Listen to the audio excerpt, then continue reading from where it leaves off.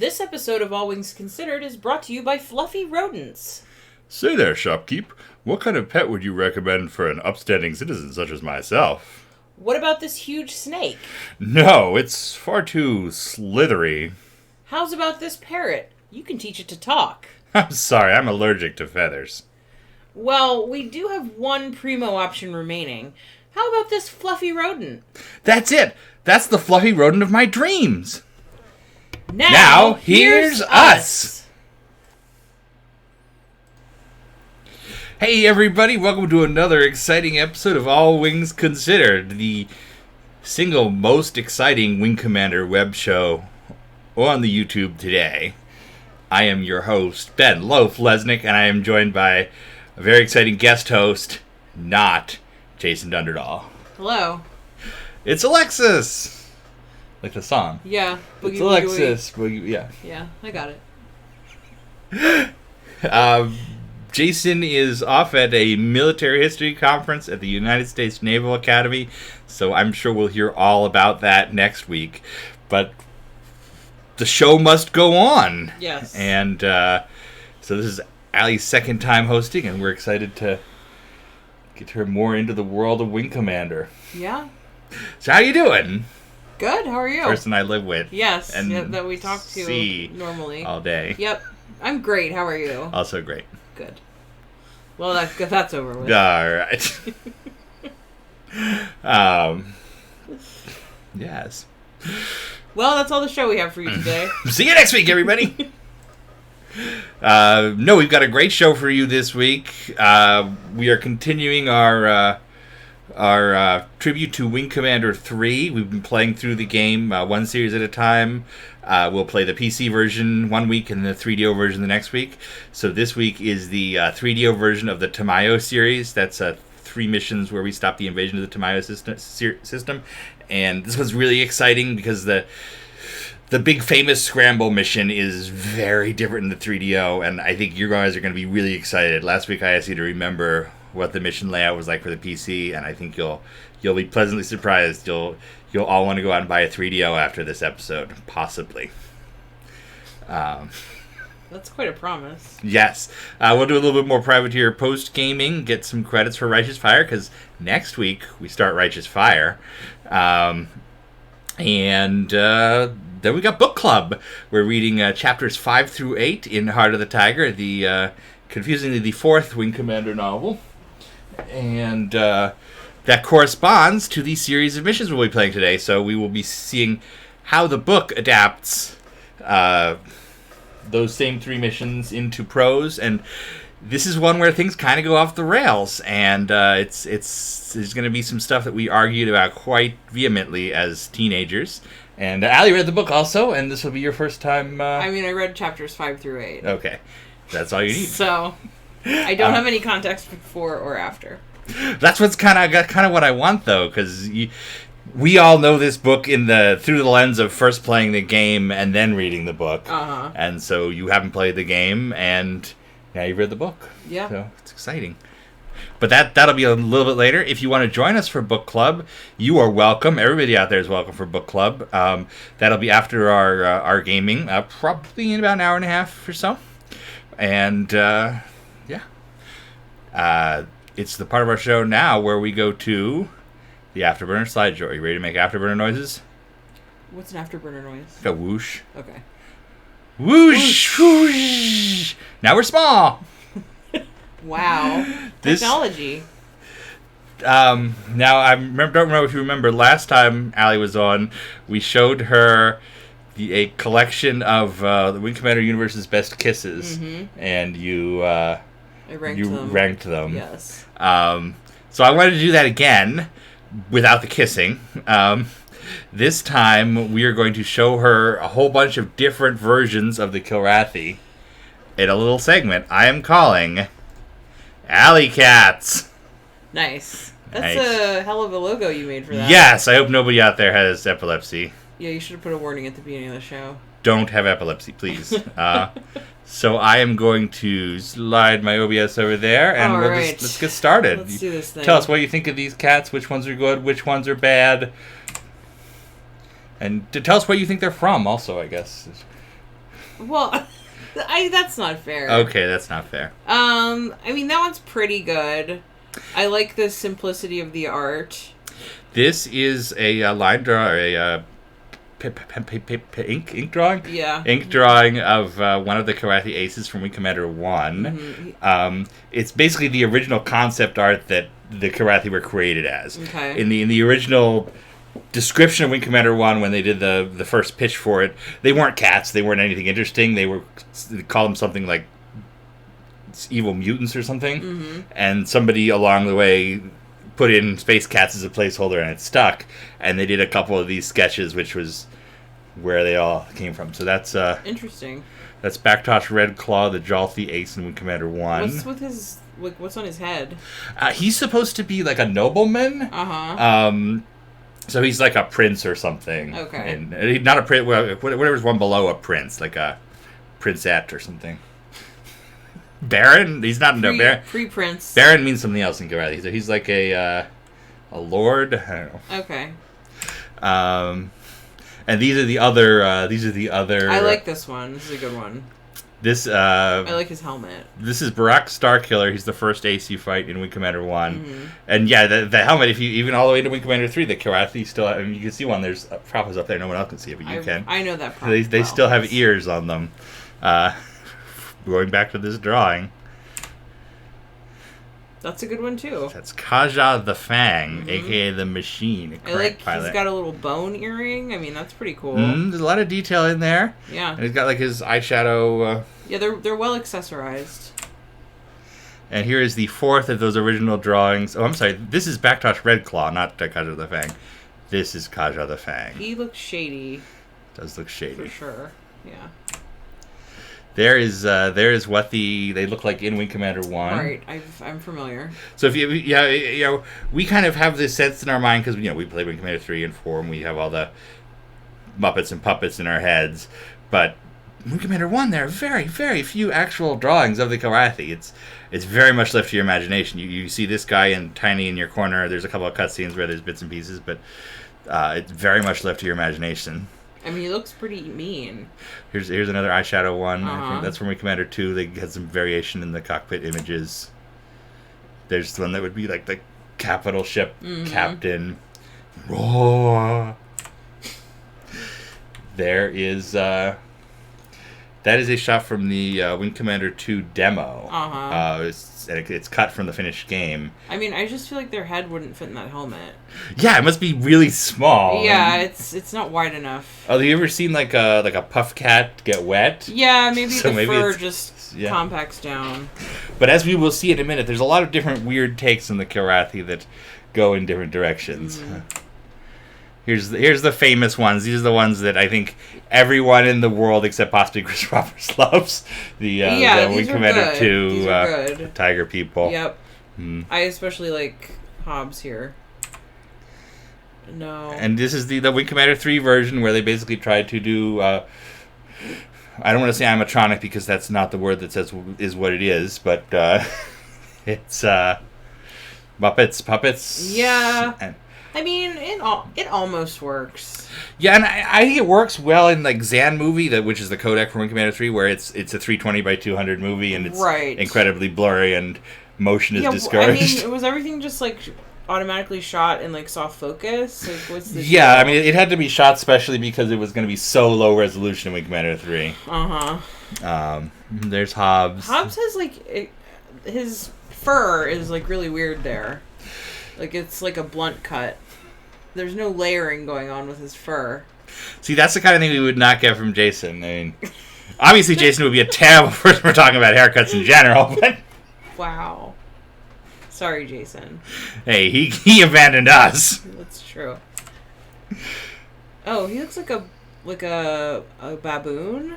Kind of got a baboon face. What's that from? That is from Wing Commander 4.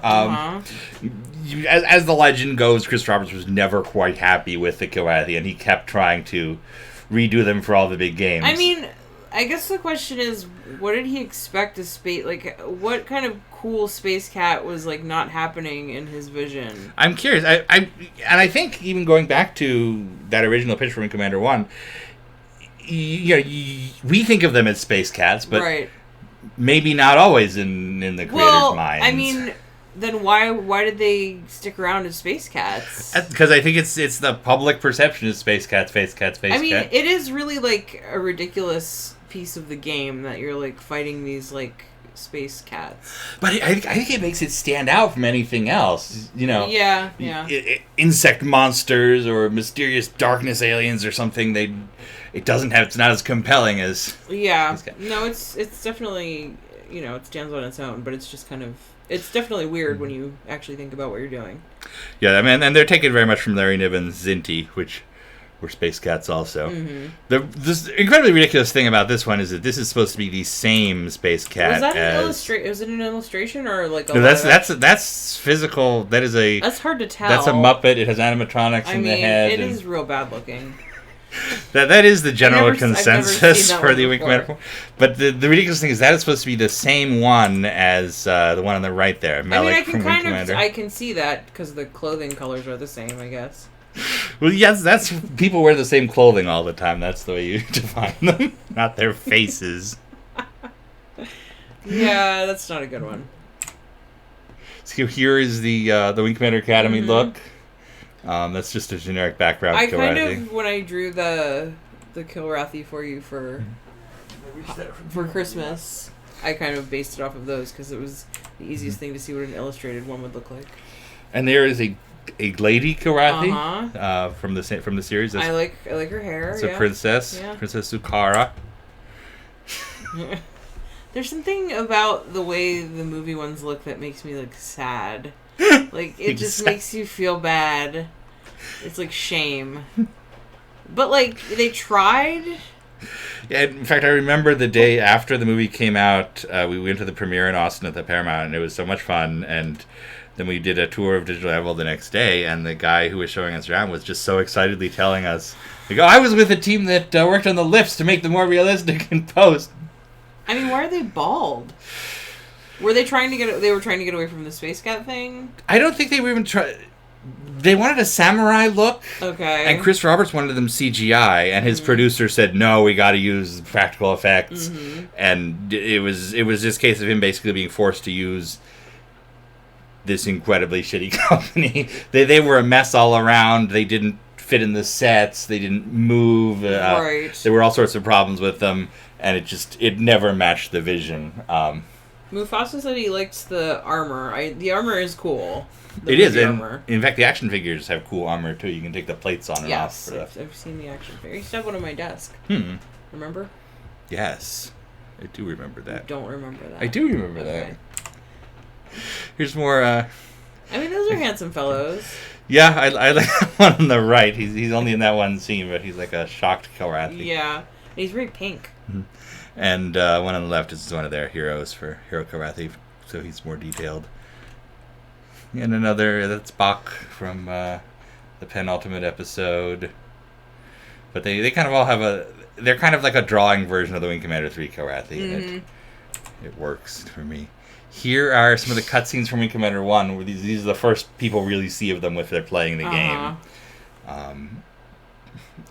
And you can even see that the armor and the samurai thing is there in that original vision. Mm-hmm.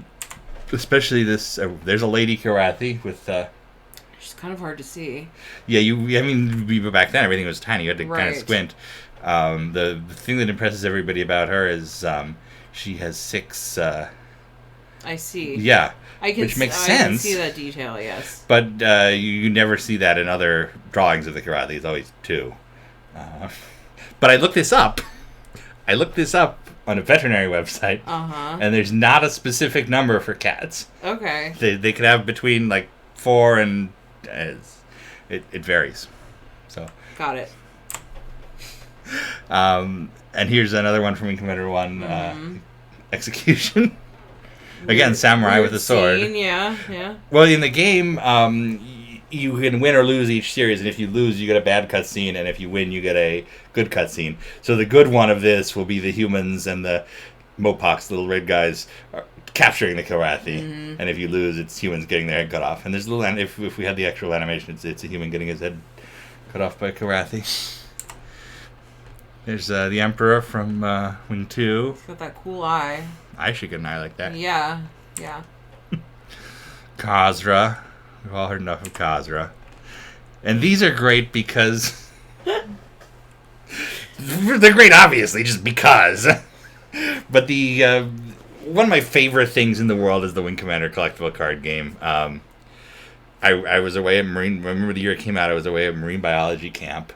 I was, I think, like in 8th grade. Mm-hmm. And it was a marine biology camp in Maine, and there was like a girls' dorm and a boys' dorm, and it was really like the room in the Tigers Club where you save the games, just lines of like 30 bunk beds. And there was one phone for the entire building, and you were not supposed to call home or anything like that. It was a weird, strict thing. Mm-hmm. And I remember getting this message that, there's an emergency, your father's on the phone. And I went to answer the phone, and it was Silas. And he was calling because he had gotten the new issue of Inquest, which was the collectible card gaming magazine, because it was the age of everybody being crazy about Magic. Mm-hmm. And it was like, they're making a Wing Commander card game. There's an ad for it. So I spent like my entire last 2 weeks there just wishing I could be home to see this advertisement.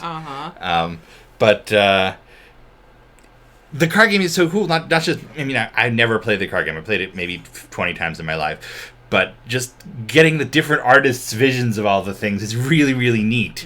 Mm-hmm. They used kind of a wide array of pulpy sci-fi artists. If you go to Dragon Con and you see the big name people in the art show, they basically used the swath of those guys from 1994, 1995. And some of them just paint what's in the game. Some of them use no reference at all. And we'll see they're great. Like Ape Shredder here, who was just a big circular ball, I guess. This one is, more of a traditional Wing Commander, Wing Commander 3 looking one. It looks like something from the 70s sci-fi art. Yeah. It has a Planet of the Apes vibe. It does. Yeah, for sure. Oh, wow. I would say that one's not good. It's not good. It looks like a character in a 90s Disney movie.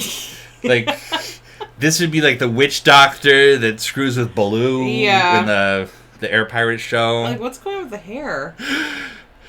Yeah. There's just a lot of creative license going on there, I guess. It's like the Kilrathi version of Bone Bone. It's Bone Bone on two legs.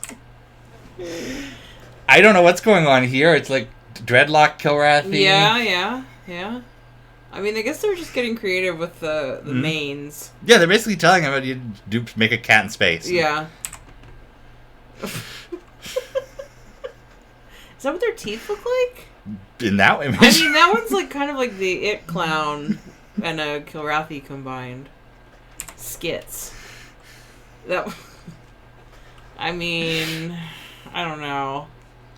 The best thing about this one is that, I think does it say that it has flavor text at the bottom, doesn't it? Yes, this is the fattest Kilrathi pilot and deadliest bombardier on record. And the thing about the card game is they don't have flavor text like Magic. This is the only one that has background text, and it's to tell you that he's the fattest Kilrathi. Mm-hmm. It doesn't even look that fat, not compared to Ape Shredder. No, you're right. Ape Shredder looked chunkier. Oh, wow. This is the weirdest one because this is Prince Strakath. He's the main bad guy. He has a look, and it is not this. He's like a pharaoh here. Yeah, it's we went Egyptian with this one. Yeah? I like it. It's a cool look. Yeah. I don't know how it happened. It's got a night hat or a... That's the wigs they would wear. Oh, okay. Yeah. Okay. It's like an Egyptian wig, like a headpiece. So one artist was just really into Egypt. Yeah. Is he happy? He is happy. He's getting rescued.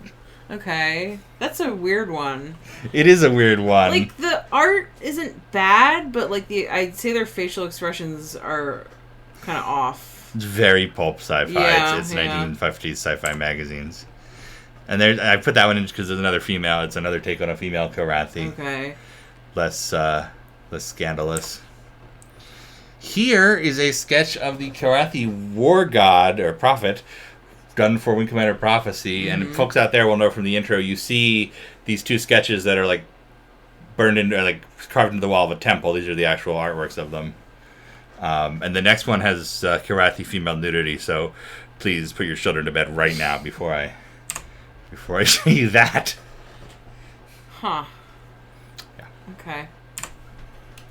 And I think this is the last one. This was an attempt to revamp the Kirathi from maybe 10 years ago for a project. What was the project? It was like a pre Star Citizen, basically. Okay. You know, when they were looking at bringing it back at one point. It made it in a GameCube game, but it never happened. I mean, it's nothing amazing. Mm-hmm. And now we're back to the... Yay! So that was our second... Alley slideshow. I'm going to turn that off in case anyone actually does get sick from it. Before we go on to the games, I've got a couple other minor slideshows to talk through. You know, this is the part where we talk about nothing for a while. Cool. Big Wing Commander news this week, and by big news I mean big in the context of the Wing Commander community. But the folks who do the Through the Moon Gate, they did it last year. It was called Through the Moon Gate, and it was a history of Origin Systems and Richard Garriott up through Ultima 5. And now they're doing part 2, which they're kickstarting now. And that's exciting in and of itself, because they'll have all sorts of cool interviews with folks who worked on Wing Commander and Wing Commander 2, those early games. But they also are going to be having a bookmark. If you pledge for the hardcover version of Volume 2, you will get a bookmark drawn by Dennis Loubet, a Wing Commander bookmark from Dennis Loubet. So if anybody out there wants a Wing Commander bookmark, that's the way to get it. I mean, that is big news. That is big news as far as Wing Commander goes. It is. Dennis Loubet is the artist who did the cover of Wing Commander 1, so it's exciting. All right, what else do I have here? Sega. I wanted to walk through this. This is just a topical thing. Today, everybody in the gaming sphere is all excited because it's the release of the Sega Genesis Mini, yep. Which is... everybody's been doing these mini versions of their consoles, and this looks like it's actually going to be a really good one. It has 40 games, the Sonics, and it's got Echo and Toe Jam and Earl, all sorts of classic Sega games. Probably no cool spot on there, though. Probably no cool spot. Yeah. But I thought I'd walk through Wing Commander's very short history with Sega, just in honor of that. What you're looking at right here is the Sega CD version of the original Wing Commander. This came out in mid-1995, and it's a really interesting product. And by the way, check out the rating. This was before the ESRB, so it's voluntarily rated MA13 for some reason, I guess because it has a guy who gets his head cut off. But this was a port of Wing Commander 1, not done at Origin. It was done by a company called Game Arts, for Electronic Arts, out in California. And it is a very interesting port of Wing Commander 1. And very accurate. It adds full speech. It's the full speech version of Wing Commander 1. And it plays very, very well for a console version of Wing Commander that has to be played with a Genesis controller. This is the Mega CD cover. That's the Japanese release. Same game, but in Japan. And in fact, to answer a question that Liha had before the show, the music we were playing over the pre-roll is the combat music from this version of the game. There are some rights issues with the Wing Commander 1 music, so instead of risk it's not 100% owned by Electronic Arts, so instead of risking or even just buying it, they did entirely new music, and it was done as Red Book tracks. So the Sega CD would have these music tracks for the intro and the outro and the combat music, and you were listening to the combat music. There's like 6 pieces, but it's totally different from regular Wing Commander 1 music, which makes for a strange game the first time you play it. But as you can see, this is a screenshot from it, unlike the SNES version, it's very, very similar to the PC version. They've upped the size of the fonts on the VDUs so you can read them on a fuzzy old TV, but it's very close to the PC release in terms of appearance and play and all that. The manual is also interesting because they have an updated version of claw marks, but if you split open 1994 in the desktop publishing world, it is the specific point where you go from physical paste-ups of things, where you to do an ad, you would have a big board and you would cut it apart and you would put all the pieces together and then you'd take a big picture of it, to desktop publishing where everything is laid out in a file. So Claw Marks, done in 1990, was one of those paste-ups. When they wanted to do this in 1994, they figured we're not going to recreate Claw Marks. We'll just use the Super Wing Commander version. So even though this imagery does not match the Sega CD version, it's all from Super Wing Commander, which looks totally different but is contemporary. Yeah, I thought that was interesting.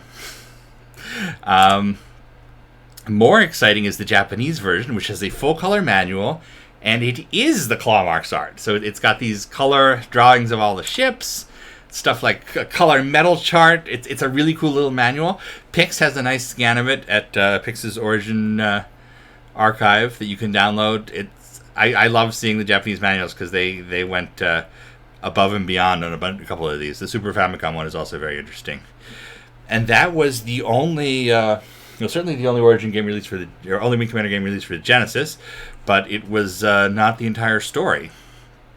There was a second game in development, which was actually advertised right here, Wing Commander 2 for the Sega Genesis. This was supposed to be a cartridge-based game for the Genesis rather than the CD add-on, and development got quite a ways along. It was being done by Looking Glass Studios, which everybody in the world thinks of as this incredibly brilliant, everything they did was amazing, and they did System Shock 2 and Flight Unlimited and all these like groundbreaking tech games. But before that, they were the outsource group for Origin. When Origin had a job that they didn't really want to do, they could stick it with Looking Glass. And they were charged with porting Wing Commander 2 to the Genesis, and they couldn't quite pull it off. They ended up missing a deadline, and the project was canceled. It was later revived as a Super Nintendo port that everyone knows that sad story, or maybe happy story. It's out there somewhere. But the interesting thing about Wing Commander 2 for the Genesis is it was actually advertised. They sent these slicks that talk about it to retailers to pre-order copies of it. So one of those games that never was. There was also Electronic Arts went super hard on the 3DO. They went kind of hard on the PlayStation at first, and they also heavily supported the Sega CD, as we saw with that Wing Commander 1 port. There was also a Sega CD port in development of Ultima Underworld, which was canceled and eventually became a PlayStation game. But that was more because of the failure of the Sega CD than anything else. And last but not least, while there was never another Wing Commander for the Genesis, for the Sega, there was Starlancer for the Dreamcast, and this is an absolutely brilliant port of Starlancer. Starlancer is kind of beyond the topic of our show, but it feels like Privateer 2 and Wing Commander, just because of the folks who made it. And it had co-op multiplayer on the Dreamcast. Very good port. Dreamcast had a hell of a logo.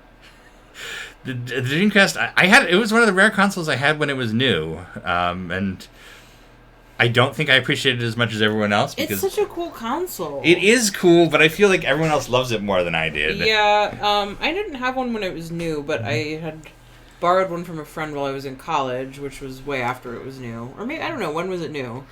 99? Okay, so it was like 2005 when I had it. Okay, that was a little bit after. Yeah, but I mean, it was still cool as hell. It's one of those things that also, it always seems to be its birthday online. Like, once a month, it's like, it's the 100th anniversary of the Dreamcast or something on... Yeah, I feel like there were at least 2 different Dreamcast anniversaries recently that like came within a month of each other, and it was like, wait a second. People like talking about the... It's like how it's like National Hamburger Day like 3 times a year. National Golden Retriever Day. Yeah, there's a generic holiday every day.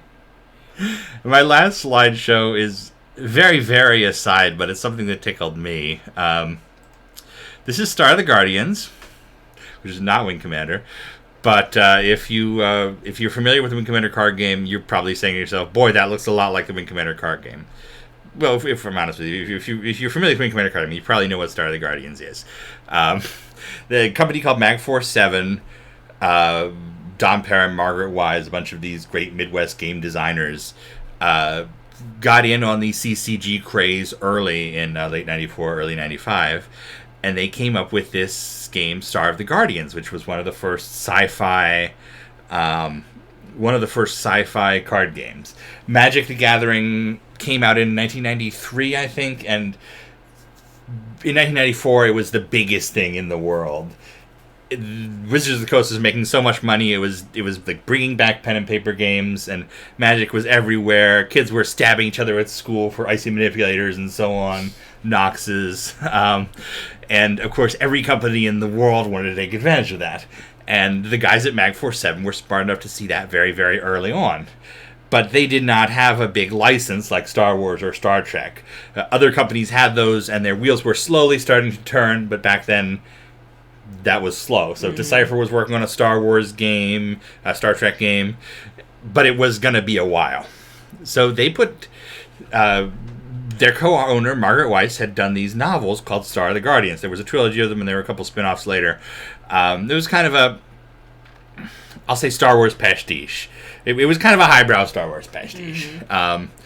Literally the cover is a guy with a light sword. So I think if you look at it, you think it's a total Star Wars knockoff. But the actual book is a little bit more... I don't know. I almost want to say Star Wars meets like Harlequin romance. Like knights and lords and things. So they said, what the hell, we'll make a CCG of... we'll turn this IP into a CCG. And it's basically version 1.0 of the game system that was used for Wing Commander. So if you're familiar with Wing Commander, you probably know how to play this game. And the other reason it was so famous is because it was everywhere. By virtue of being the first sci-fi card game on the market, or one of the first, retailers ordered the hell out of it. Because everybody had missed the boat on Magic, and like the alpha and beta versions of Magic were super rare, and everybody was like, oh, I should have ordered that. So they decided not to make this mistake with Star of the Guardians, and everybody ordered crates of it.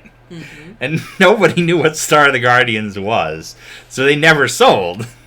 And the thing I remember as a teenager was you could get a pack of Magic cards for $1.50, or Wing Commander later for $1.50, or $2 or $2.50, and there were so many Star of the Guardians everywhere that they were 10 cents. So if you wanted the thrill of opening cards, Star of the Guardians was there for you, and I loved opening cards, so I bought a hell of a lot of these. Anyway, all that setup is to say that we got an email at the WC News, the question, we got a news @ address where anybody can write to us, and somebody wrote to us and said, hey, I know you guys are the experts on the Wing Commander card game. Do you know anything about the game that Mag 47 did before this? I was looking at it's a guy who was trying to recreate the game for Tabletop Simulator, and he had tracked down all the base cards and scanned them, except for 4 cards he found in the card list. The online card list listed like Flame Squadron, Death Squadron, Warlord Komodo, and Marcus as the missing cards. And he was like, they don't have rarities, there's no note about them, and there's no context. Do you guys know what these are and where I could find them? And there's the Star of the Guardians packs, which, by the way, are still available. I saw an eBay auction yesterday, and I was very tempted, but I have no money. 6 boxes of boosters. So 36 times 6 boosters for $40. They would just be fun to open those on stream. Anyway, he asked me, is there any chance that you guys know what that is? And I was like, this is exciting. I am the one person who may actually know what this is. And I could tell him that 2 of the cards listed, Flame Squadron and Death Squadron, were not real. They were a result of the original card list being posted to an FTP site in the text file 20 whatever years ago, and there being 2 accidental line breaks. So there was the other half of 2 cards he already had, and he didn't realize it. And the other 2 were promos that were given out at conventions in 1995. I did not have copies of them anymore, but I could tell him who the artists were for them and who the guys who created them, and I sent them in their direction. And he wrote back to me last night and said, Eureka, that worked. I contacted Don Perrin, the guy who created Star of the Guardians and Wing Commander, and he provided pictures of these 2 cards. So now there is going to be a complete Star of the Guardians simulated card game on tabletop. And this one's great, Warlord. Yeah, that's a good one. Who I believe is Alan Gutierrez, who did one of them is Alan Gutierrez, who did art for Wing Commander also. So that's just my aside. I've Hell of a story. Yes. Hell of a story. Thank you. You're welcome. So that is it for Afterburner Slideshow. Our next thing is going to be going back to Wing Commander 3 for the 3DO. We played 2 weeks ago, or 2 episodes ago, we played the Orsini series. And this time around, we're going to play the Tamayo missions. We're playing in a 3DO emulator, which is called Phoenix. It seems to be the best. It seems to be the most complete 3DO. Did I just open 2 of those? It seems to be the most complete. No, I didn't. Most complete 3DO emulator. Real hardware is readily available, but for ease of this, we're going to use the emulator. And let me load our save state. The only awkward thing here is learning the controls. I have made myself a cheat sheet, but I think I'm probably gonna have trouble with it until the end of this series. So forgive my awkwardness in flying. I think that it is worth it for what we're gonna see here. So last time we did Orsini, and we saw that the missions are really different. There are more enemies. The engine has been redesigned to be more action-oriented. And, the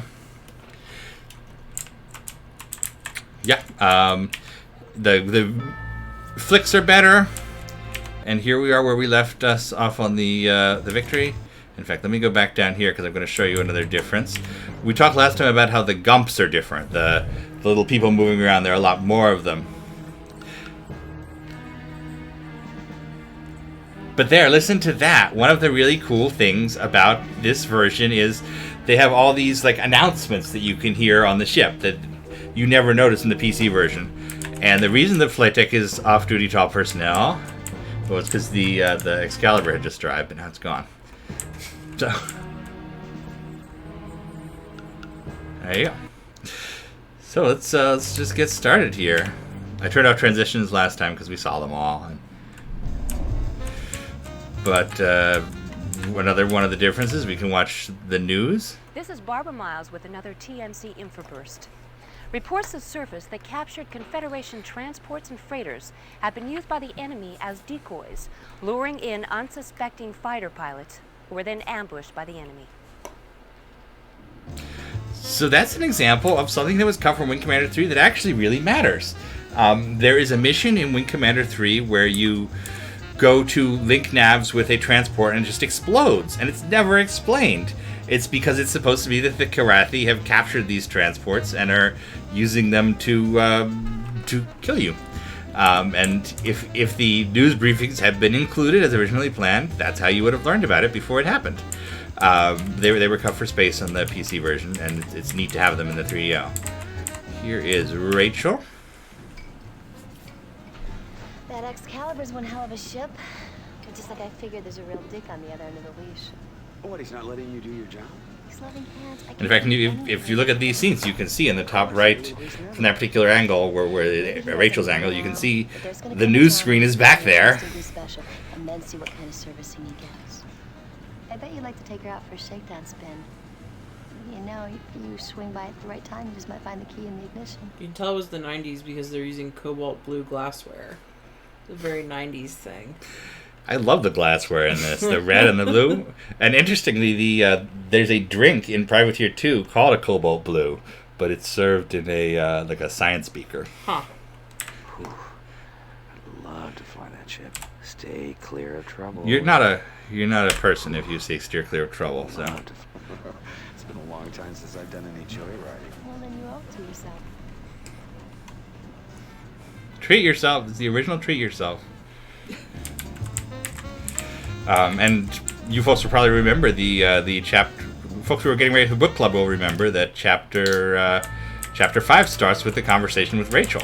So that's that. I remember that because I just read it this afternoon. Oh, you know what? Let me check my kill score.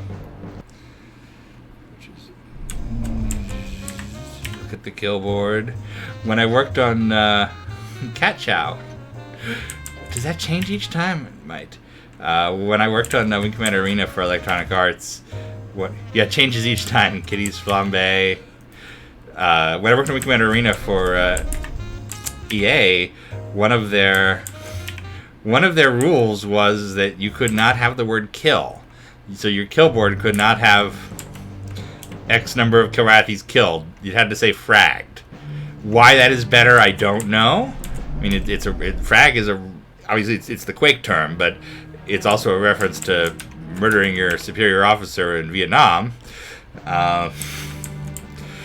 But you can't say kill in an E for Everyone game. I wish they wouldn't send me these Academy hotshots. Youth and wisdom are rarely combined. It doesn't look like his hands function. Yeah, in fact, Joe Garrity has those hand props. Yeah, didn't he bring them along for the... Yeah. Was it the hands that he brought along? No, he brought, he brought a head. I feel like I've seen one of the hands, though. Yeah, I used to have one. Chris had one in California. So now we've got the scramble mission, and this should be exciting because if you recall, the takeoff scenes are different. You know, in the PC version, when you come down to the screen, it skips it. You go straight to your fighter. 3DO version, you have to go through the game flow screen.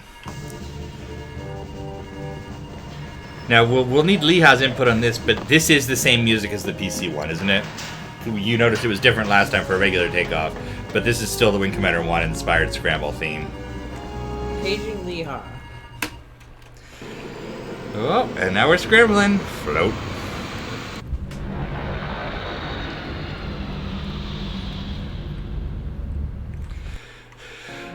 Waypoint reached. So now we have the Tamayo Scramble Defense mission, but things are a little bit different.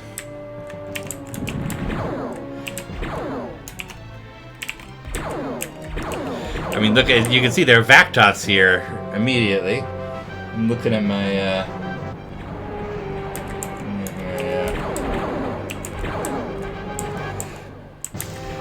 I'm trying to remember my keys. Leha said it's the music from the PC version, but sounded like it had a little extra at the very end. Interesting.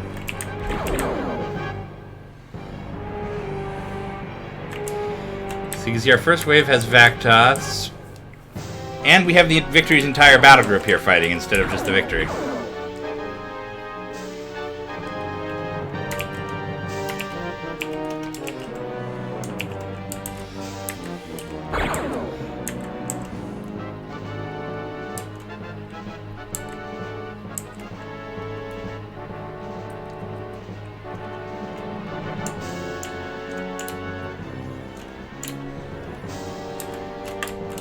There we go. I was having trouble figuring out where my afterburner was.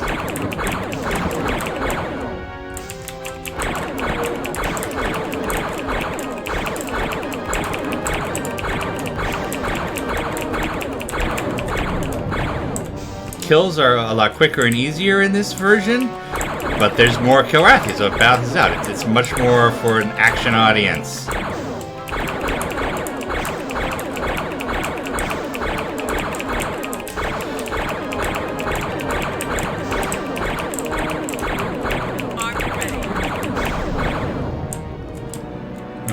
Damage the destroyer.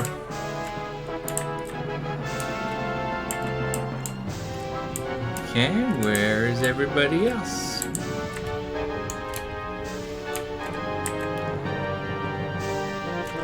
There they are. More Vactots.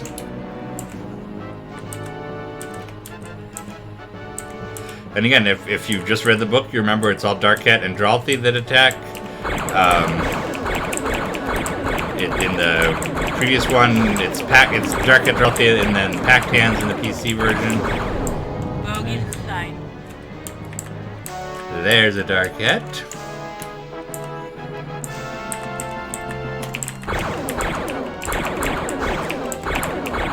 We also didn't have Weasel dying at the start, which is the scripted takeoff event in the PC version.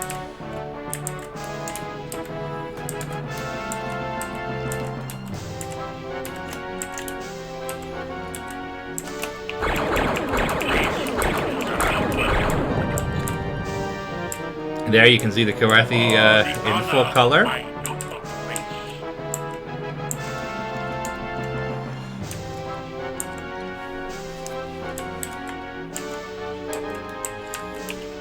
You know, in the PC version, there are all sorts of NPC arrows, and they're here also, but they don't have pilot names. It's just labeled as arrow. Bogies in sight.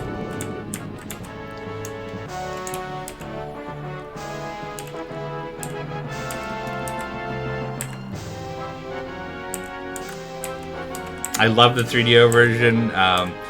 This was the only console I had as a teenager. My mother was very against consoles. She had no problem with gaming, but she hated game consoles. So I had to convince my grandmother to buy me a 3DO, and I kept it in the basement. Scammed your grandma. Well, she loved me.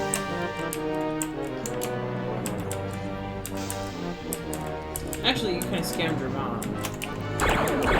I'm sure that you disobeyed your parents. I mean, it wasn't even like I'm breaking a rule, because my parents didn't really have rules, but I'm sure she would have been disappointed at the time. She doesn't care now. In fact, I don't think she even remembers that she hated video game consoles. Yeah, because your sister grew up being allowed to play video games. Yeah. My sister's 12 years younger than I am. I think it was like an outgrowth of whatever their craze was going on with the when the the Nintendo was just becoming big again, and it got all sorts of media hype, and for some reason that's this is kind of the original PC gaming master race, which, by the way, phrase I hate. But my mom would tell, yes, here's the cool part. Look, capital ships attack the Victory. You know, instead of just a bunch of fighters, we've got destroyers and things that we have to defend. We have actual cap ship combat in this mission. That's so cool. Go out and buy your 3DO right now.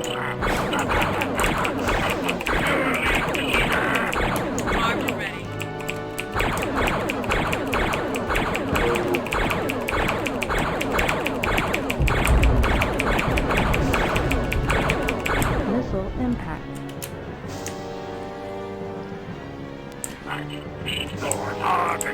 Spit it out!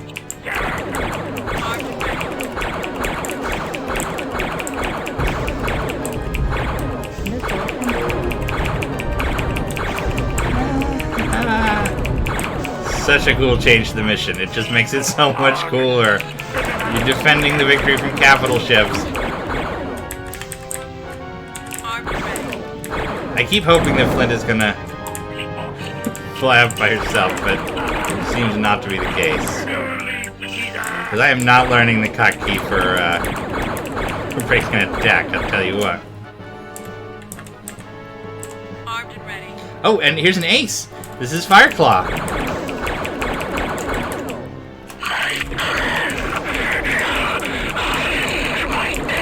With distinct comments and everything. Armed and ready. I forgot that Fireclaw was so much earlier in the 3DO version.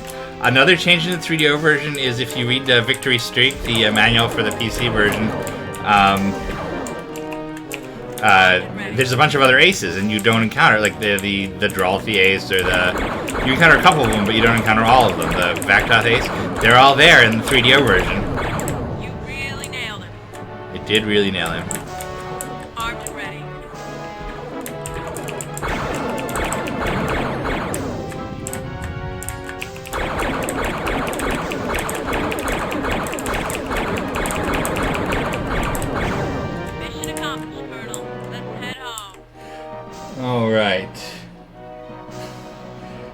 Here's the hard part. Oops. That was not the button.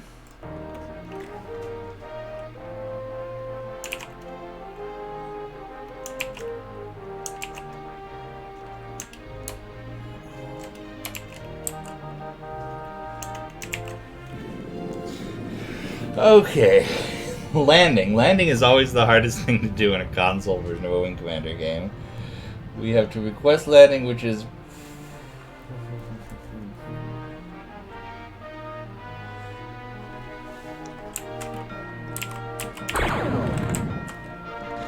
In fact, I'm going to have to...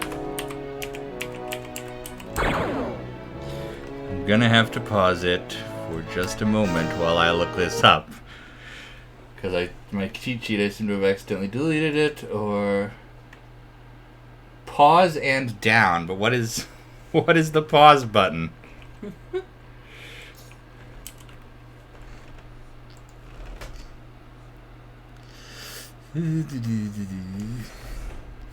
Unfortunately, also,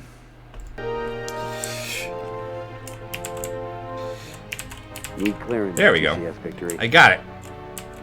Looks like Mayo ain't as peaceful as HQ thought, huh? Unfortunately, the Phoenix emulator also is entirely in Russian, and there's a PC port out there, or there's an English translation pack, but it's quite accurate. We're getting it. We're getting it.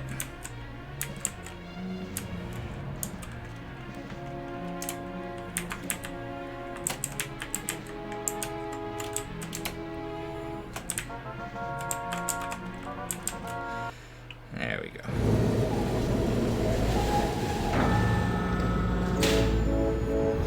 So that was the mission that's described in those two center chapters. Okay.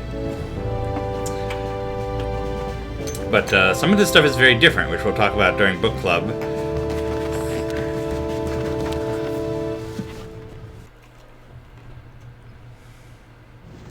Pretty slick flying, sir. Thanks, Chief. Thank you, Rachel.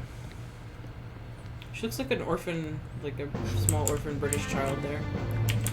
There is a part later in the game where the Admiral comes aboard and makes her clean up her appearance.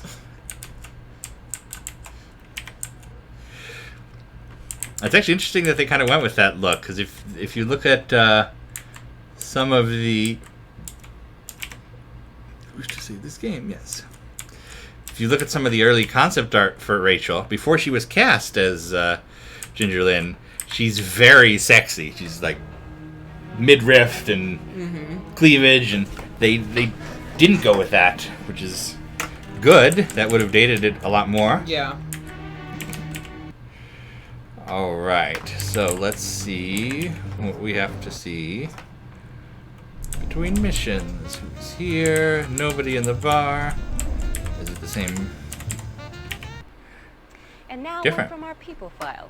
Megastar Eddie Rickenharp, who single-handedly brought back mini mono as a popular music genre, has agreed to entertain Confederation forces amidst the ancient and exquisitely beautiful antiquities of the Stango X. This is Barbara Miles with the TNC Infoburst. Okay, let's just give a hit to directing and acting there. When you see an X in a planet name, it's 10. Pistango 10, not Pistango X. Understandable if that one would have been removed. But let's see all it flash. What the hell do you think you're doing? I'm waking up now, sir. Didn't you hear that scramble alarm? That woke me up. Do you remember when he was very briefly a thing? Josh Lucas? Won't be wasted on your little skirmishes. No. He was in Home Sweet Alabama. Sweet Home Alabama? Sweet Home Alabama, maybe? I remember, I've never seen that movie. I remember that it existed. Never seen pilots, people you know getting fried. But no, I don't remember when he was a thing. Josh Lucas? Josh Lucas, yeah. I'm gonna look him up. Okay. He was like B-list leading man like for a snap just after this. Frightened as you. Oh, it says he was an American Psycho. You think what you want. I've got my orders. Yeah. And you'll find refuge in that just as long as you can.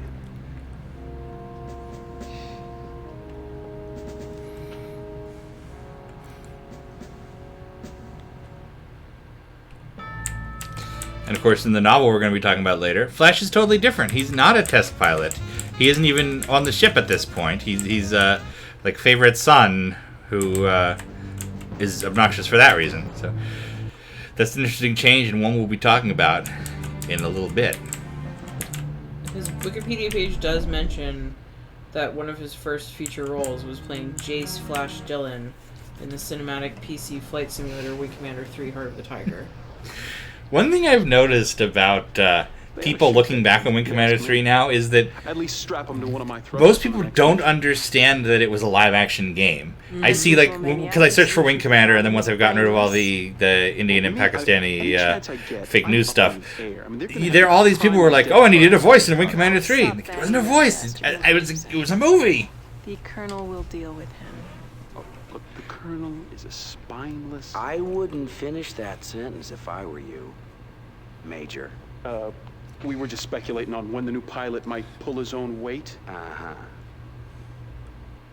They're right. Play it by the book. They're right. They are right. Well, one way or another, we'll find out what Flash is made of. I guarantee you that. The relationship between Blair and Maniac is so much more fun in the game than it is in the book. They just hate each other in the book.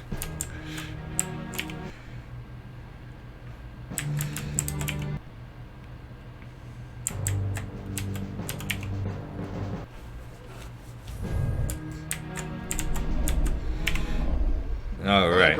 We have to move quickly on this. The only reason we I think we're going to see a ship we haven't seen before. They've targeted Tamayo 2.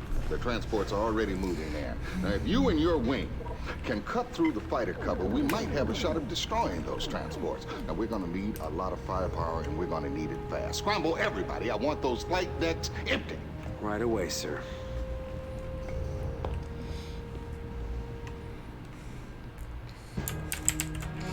What could Rachel have for us? You'll never guess what's gassed up and ready to go. It's the Excalibur! Whoa. Whoa. Also, check out this this view. It's different from the PC one. This is all different. It's awesome.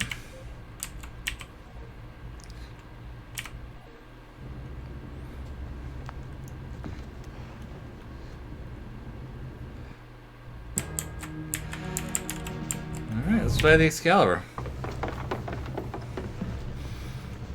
The Excalibur isn't even there in the novel. It's just she mentions it when she's talking to Blair in the rec room.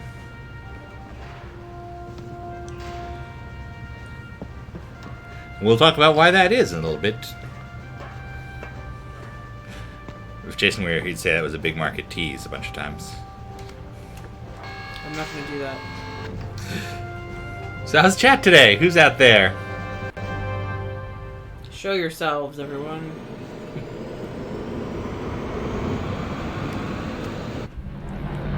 Excalibur taking off, full version. Nice.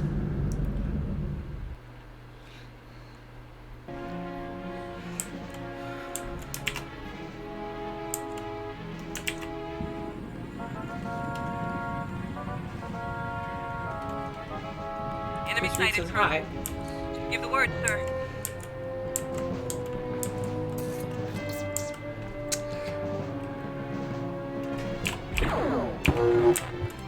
Missile impact. Give the word, sir. That was my fault. I was too busy learning the controls.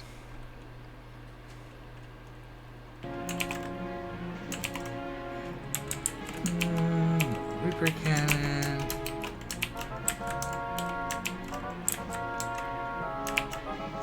Taking kind of full guns. Okay, there we go. Enemy sighted, Colonel. Ready and waiting.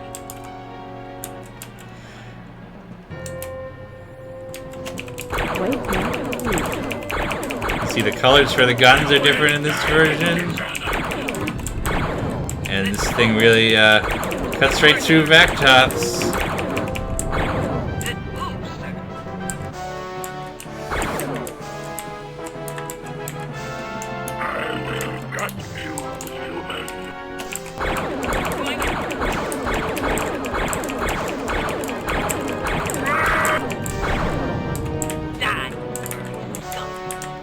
Robo sure hates the Kilrathi.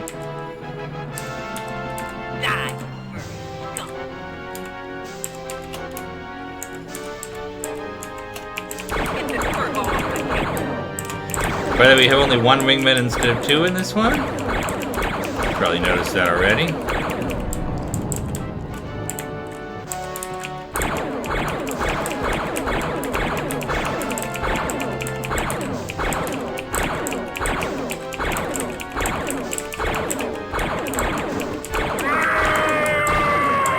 One thing you can get for the 3DO is they had a CH Products flight stick that was fantastic because it let you play this game with an actual flight stick. And they're not too hard to find. They'll go between $50 and $100 online these days. But if you have any interest in playing Wing Commander 3 on the original hardware, absolutely get a Flight Stick Pro. They are physically identical to the Flight Stick Pro you might have played with on the PC. If you weren't a cool Thrustmaster guy like me. For the honor of my noble race.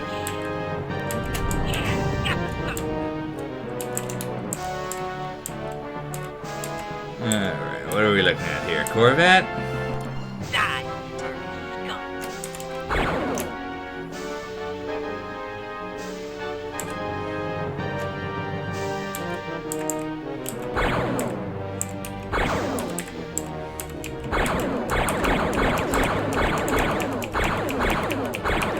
One question I get about ports like this all the time is, why is stuff slightly different? Like, why is it bright yellow? Why does the missile lock look like that instead of being yellow? It's because they think about how this would have played on a TV at the time. So they update the UI for the way that people will be playing it.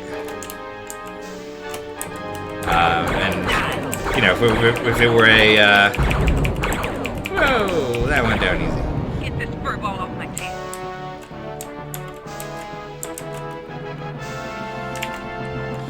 If this were a PC game, you would know that you would have a CRT monitor. Here we are. Look at this. It's the Triangle Transport, the famous Wing Commander 3 Triangle Transport. And here it is in the flesh, and we can shoot at it. Hooray! The reason the Triangle Transport is interesting is because they appear in the very... You may know them from a Wing Commander 4 cutscene, or you may know them from the very... Whoa.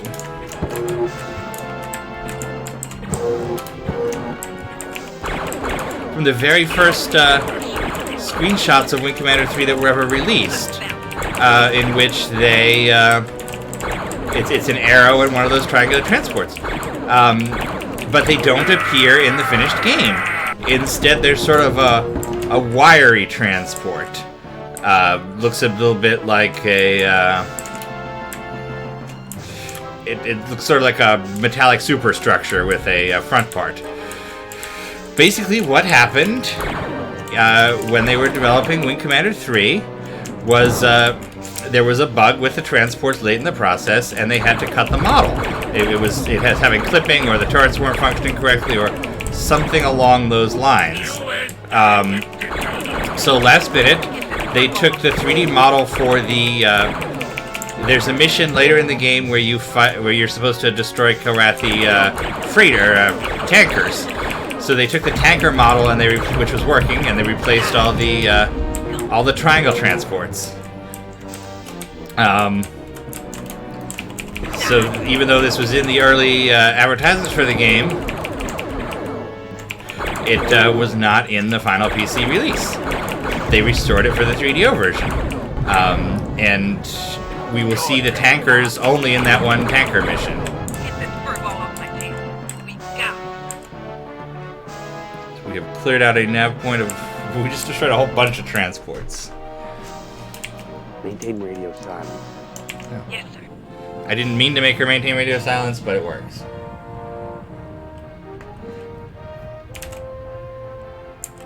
Need clearance, TCS Victory. Look how quickly I did that. Now we know what that machine can really do. You're clear to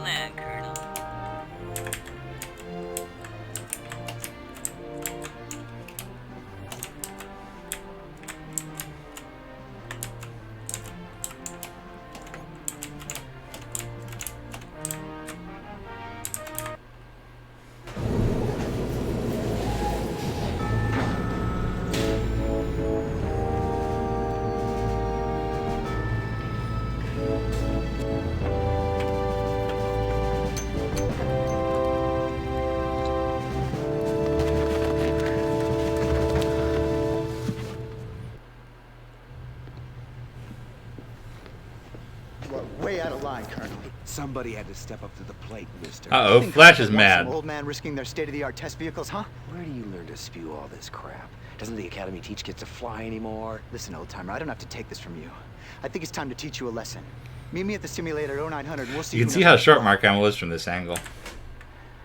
Time to teach this punk a lesson. Time to teach this punk a lesson. On one condition. If you lose, you put in for a transfer to combat pilot status. So we went through all this Flash stuff last week. We'll just try it once on the 3DO. I'd ask you to shine my shoes. Leah asks, any idea what's that in that bright white hallway that leads from the landing deck? I'm not sure. I assume it's ready rooms for the different squadrons.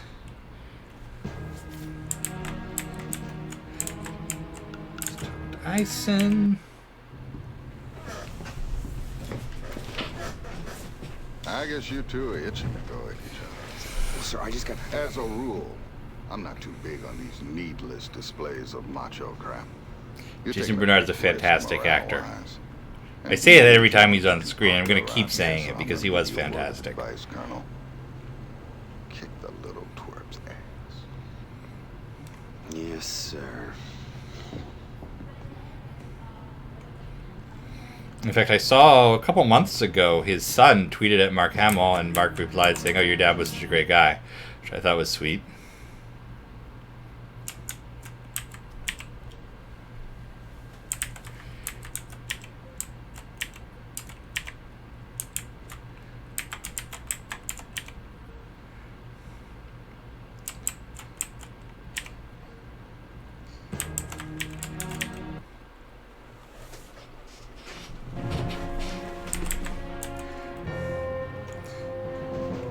Okay, here we go. I promise I'll make this as quick as possible.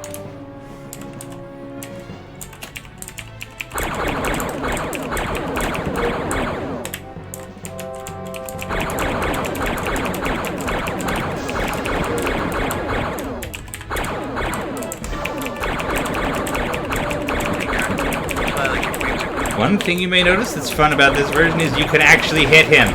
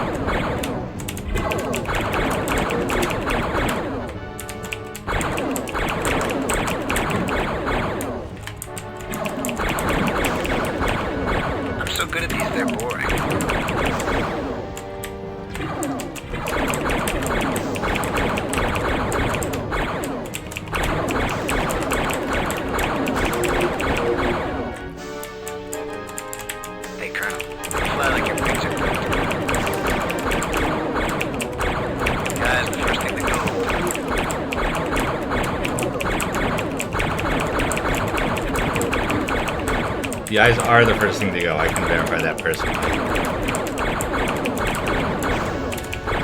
Interestingly, we'll be talking about that in Book Club too, for a totally different reason. Big market tease. Woo! I'll talk to Eisen first thing in the morning. Guess we got ourselves another combat pilot, but it's a whole nother thing fighting the Karathi out there. So much, much easier to beat Flash in this version. And now we get a cutscene with the Kilrathi, then we'll save and we'll jump over to Privateer. That's it for the Tamayo series of Wing Commander 3 on the 3DO. This system continues to be worth reading. I fail to see it. The natural resources are utterly depleted. It remains a source of slave labor, but the population has never been particularly malleable. Slaves we have no shortage of. Kelans want this system, they shall have it. Nevertheless, my liege, I bristle at the thought of, they will call it, what is that strange word they have? Surrender. No, it is not that. This system shall serve as a message to the apes. Since it is no longer of use to us, we shall render it useless to them as well. always my liege. A wise choice.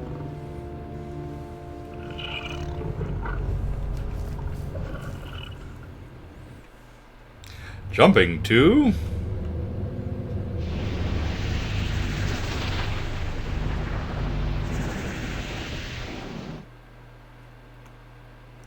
the Locanda system.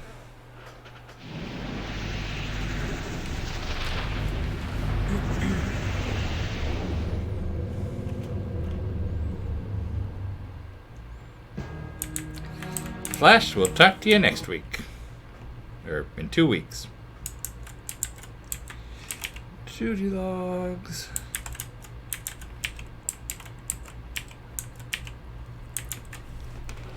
And let's make sure we save state.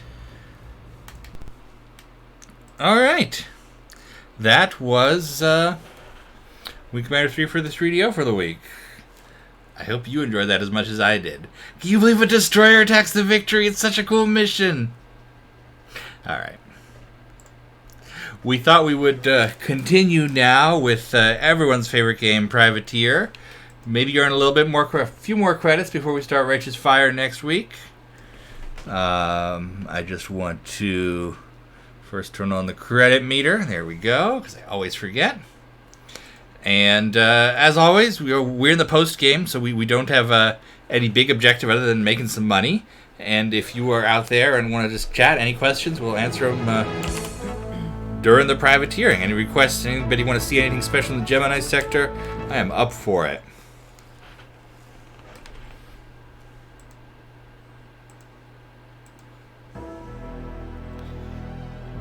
We left off in New Constantinople last time.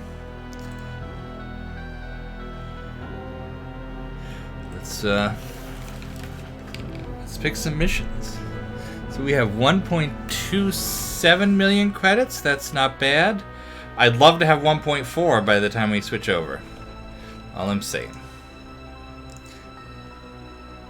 Magdalene for 10,000. Perry for 7. Magdalene for 10,000. Let's do a double Magdalene.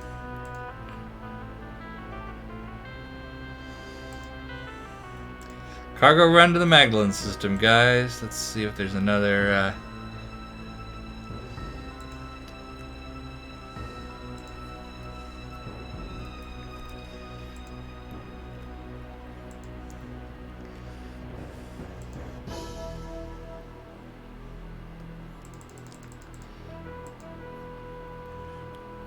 I'll save Edom on the way out. Ship dealer, make sure we've got all our missiles and things ready. Yep, good.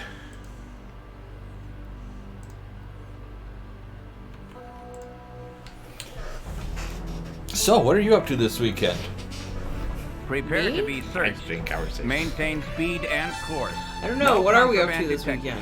That's actually a good question. I really don't know. We don't really have any big plans, do we? No, not really. No. All right. Tell us out there, what are you up to this weekend? They're chatting about the differences between PC and video versions. Isn't it exciting? I knew other people would be excited by that. It's if you love Wing Commander 3 and you want to play Wing Commander 3.5, it is totally worthwhile.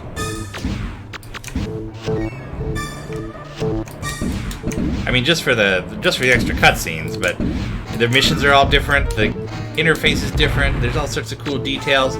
There's stuff that was never finished on the PC version that is finished in the 3DO, and it's wonderful.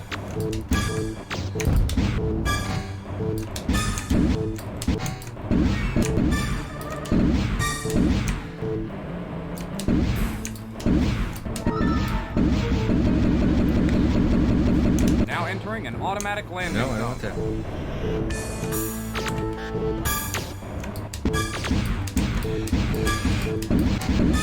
Stealth gun sure cuts down Kilrathi easily. Greenhouse has a new Zelda drops tomorrow. New Zelda. Okay. I've been doing a lot of work on my my Lego city lately. I've really expanded our space base. So we're gonna go to Junction, then 119 CE. Oh, this is like the cute Zelda. It's like the cutesy one. Oh, where they all ride a train? Maybe? I know there's a Zelda where they all ride a train. It's the one where they look like cute little Funko Pops or something. Oh. They're doing a Dune Funko Pop for SDC or for NYCC in a couple weeks. I gotta get that. More than I hope so. They've been doing all these one-offs for conventions. I mean, it feels like they should do other characters, but not really. Also, I would be happy having one. Yeah, that would be fine with me. Funko Pops are like the thing that you don't really want to buy, but you wind up buying a bunch of random ones. Yeah, you feel bad about it later. Yeah.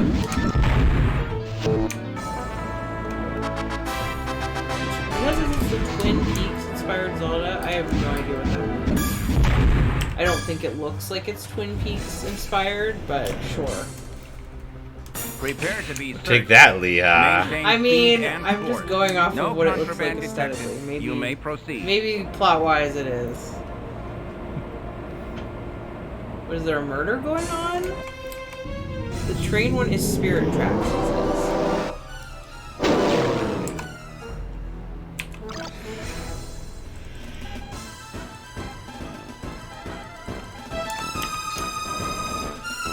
You're about to suck void, buddy. The story is inspired by Twin Peaks. Ah. Still don't believe that, but I will take your word for it.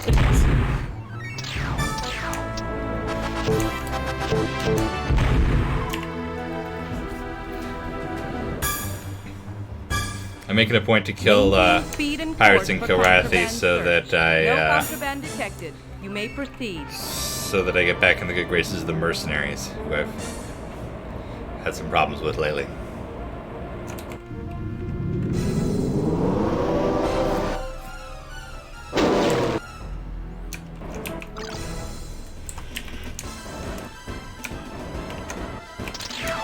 You know what? He's right. I'm looking it up, and he's right.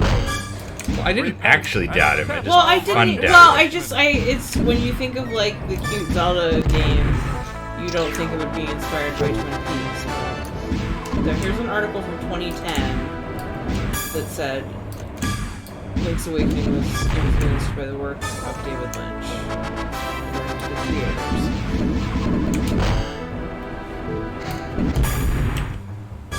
Well.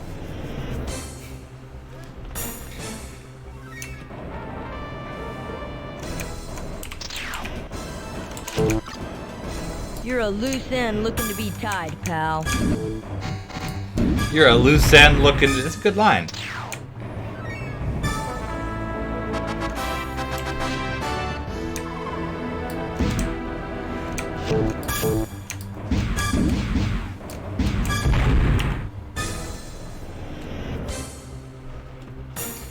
When does the Goose Game come out? I don't know. I feel like that's soon. Yeah, that sounds like soon. I feel like I remember hearing this. You're a loose end looking to be tied, pal. September 20th. Why, that's soon? Yes, that's tomorrow. Whoa. Well, we'll have to play that.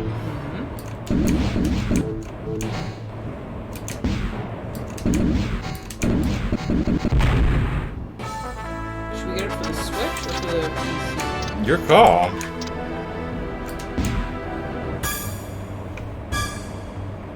I don't know. Maybe the Switch.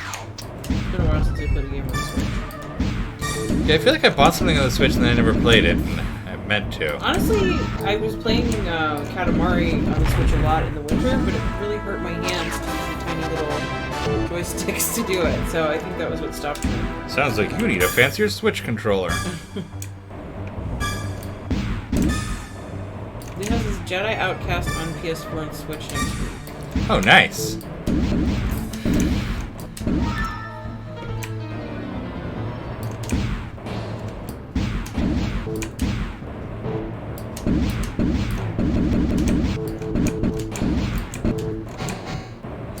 There's something special when you just take out the engines of a Talon. It just looks cool.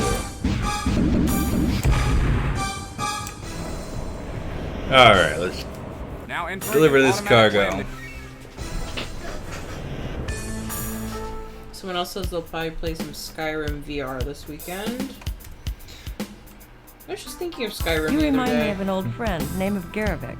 He worked the privateer racket until he signed on with the exploratory service. Haven't seen him since, though I heard a nasty rumor that he had disappeared. Vanished while charting out of Ryganon. I can't help but think that whatever got all those Confed ships took him out as well. We live very, very close to the Bethesda studio. Mm-hmm. Where they make Skyrims. Yes, they're, one of the offices is here in Rockville. You'd think it would be in Bethesda, but it's not. Yeah, why is that? It's a good question. I mean, we're close to Bethesda, right? We are close to Bethesda. Yeah. I think they maybe started in Bethesda and then moved to Rockville. Yeah, I mean, it's just like one town over.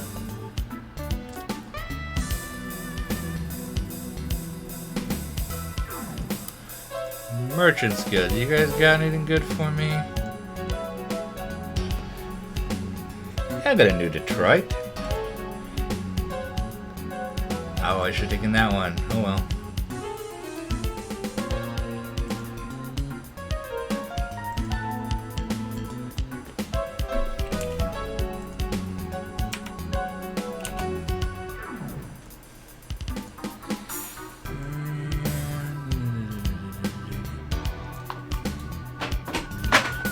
Hit some pirates on my way out. Don't these lights make you sleepy? A little bit, yeah. Like, I feel like I just have to keep stopping myself from yawning, and I really want the lights.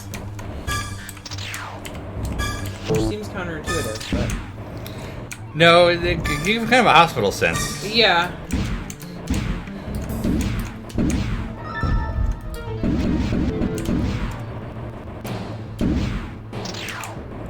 Speaking of hospitals, we need to get that board game. Oh, tell them about that board game. What is it called? Your Discovery. I know, I gotta find it. It was something that I found on Twitter in somebody's tweet where they said they found the saddest board game ever. I have to find it before I talk about it. We do have to play the Dune board game. I got that a couple weeks ago. Yeah, I noticed you took it downstairs and stashed it down there, though. Put it in the Dune room. Yeah, but like I feel like once something goes to the basement, it's never seen again. It's like the life and times of something. Yeah, I know what you mean. It's I'm looking through my favorites because it's somewhere in there.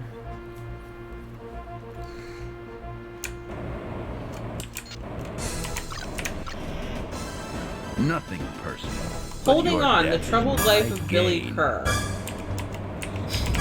Read the description of this. Okay, so it says, Holding On, The Troubled Life of Billy Kerr is a cooperative game where players work as nursing staff tasked with providing care for the terminally ill. Your latest patient has been rushed in following a massive heart attack on a flight from Sydney to London. When the game begins, all you know is this. His name is Billy Kerr, he is 60 years old, and he has been given days to live. Players must work together to provide Billy with appropriate care, responding to medical emergencies while gaining his trust. Maintain speed and Over course 10 for fully contraband replayable search. scenarios, you will need to piece together a lifetime of memories while being drawn deeper into his troubled past. As you discover more about Billy, can you help him find the courage required to confront the contraband 3 detected. regrets that You keep may him proceed. holding on? And there's a quote at the top, which I guess is Billy talking, that says, All my life I've kept my mouth shut, out of loyalty, out of fear, out of shame. And look where it's got me. Lying here with my rear end hanging out of a blue gown, all of you fussing around me. Sure, that's no way to live, no way to die. It's incredibly depressing. Anyway, we need to get this game. I'm not usually this kind of board game person. I usually find myself feeling dumb and getting frustrated with them, but this one was the first time where I was like, wow, I'd really like to play that. I mean, it's just so weird. This is why we need like another couple that we're friends with, Like, I could see, like, if we lived in Seattle, we would go over to visit Chris and Lacey, and we would bring the incredibly depressing Terminal Illness board game to play. Yeah. And then we wouldn't have another couple friend anymore. Oh, man. So, yeah, we need to get that. We need to find out what his 3 regrets are. How's it going, friend? Good to see a friendly ship. He's familiar with it also.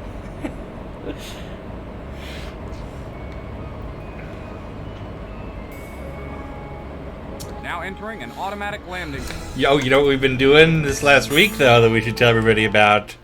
Watching the Ken Burns country music? Watching the Ken Burns country music, exactly. Watching the Ken Burns country music documentary. Oh, we're over 1.3!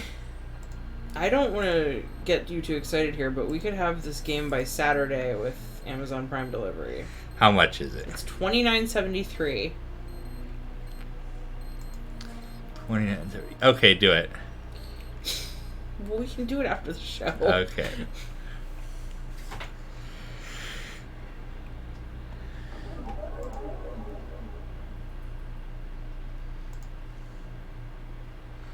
So we've got 3 patrols in there.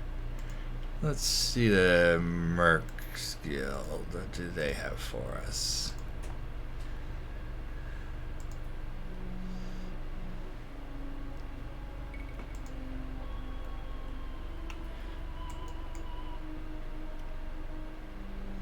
One of the reviews is titled, "Really cool idea, but the game that nobody wants to play." Wing Commander Arena. Somebody said if you wait to order, it might not come until Sunday. That is true.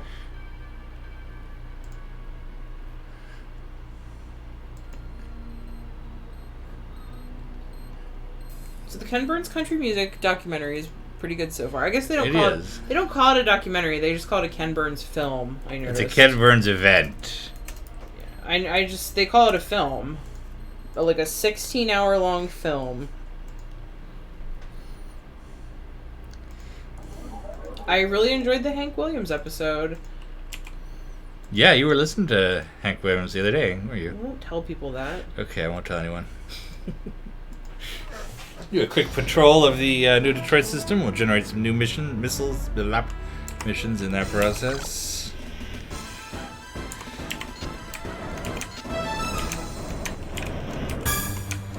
Anorak says hello from Australia. Great to see you both. Hello. Hello. Don't worry. I only What time is it in Australia right now? It's like 4 a.m., I think. Or I guess there are multiple time zones in Australia because it's really big and we don't usually think about that. This time. Looks like it's not 4 a.m. Okay, I made that up. It could be between 7 and 11:30 a.m. Nice. 7:30 and 11:30 a.m. Christmas Island, 7:30 a.m. That's where all those crabs are from, isn't it? It is. Welcome to the happy hunting grounds. I'm not gonna fight you, hunters.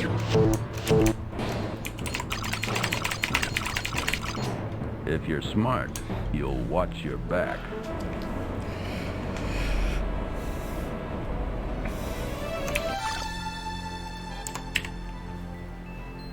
When did Ken Burns become a big thing? What was the Ken Burns experience? Civil War was he had a bunch of popular. Yeah, I see he did a bunch of one-off documentaries. Well, they're called films again. Civil War was a sensation when it came out, though. It inspired all this interest in the Civil War, and it was a big thing. And I think it got him all the funding he'll ever want. Clear out. Trouble's brewing. Well, no, I have seen that one. That's the one that you will put on and fall asleep to. I come in and hear the sad fiddle music playing. For whatever reason, a distinct Civil War song that they use a lot. That's Ashokan Farewell. And for whatever reason, I got really into it when I was in college, and when I was homesick, for whatever reason, I would watch the Ken Burns Civil War, and I would feel better. And yeah. I think I've seen bits and pieces of it, but I don't think I've ever sat down and watched. It is a fantastic film. Vietnam War one is very depressing. But well done. It's really well done. That's definitely upper tier. I really like the Roosevelts a lot. Roosevelts is really good, and that's on Netflix. Yeah, that's a good one. Baseball's enjoyable. I've never gotten into jazz just because I don't have an ear for jazz the music, but it's interesting. The only one that was really disappointing was World War II. The war. You did the National Parks too, right? Oh, National Parks is really good. Yeah. And boring. If you want 20 hours of talking about John Muir. Oh yeah, there's a lot of John Muir chatter going on there. America's Best Idea, the National Parks. Like that, is that a good title? Maybe. I don't think it is. I'm just dogging on Ken Burns now.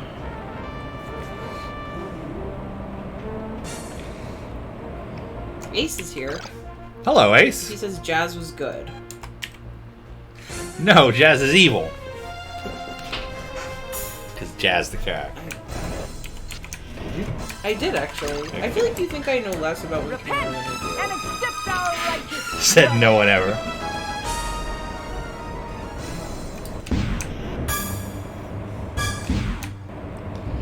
Well, here I can kill a couple of retros before it gets really hard next week.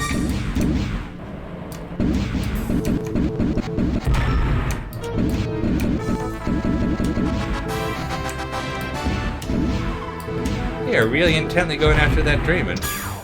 Oh, it's a crippled Draymond. They almost killed it. Not today.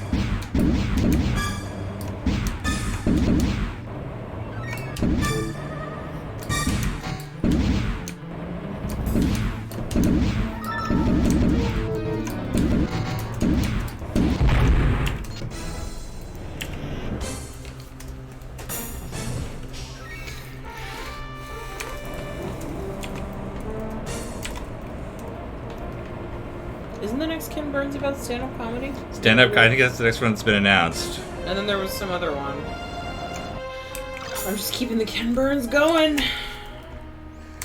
I always look forward to them. No, it's a fucking fun event. I agree. Ernest Hemingway. Alright, that'll be one of the shorter ones, probably. I'm looking forward to that one, though. Ken Burns Partnership. So what? Oh, there's one coming in spring 2020. Which one's that? The Gene, An Intimate History. Ooh. A 4-hour series that traces the millennia-long quest to unravel the fundamental mystery of life. That's cool. Yeah. And then Fall is the Ernest Hemingway 2-part biographical film.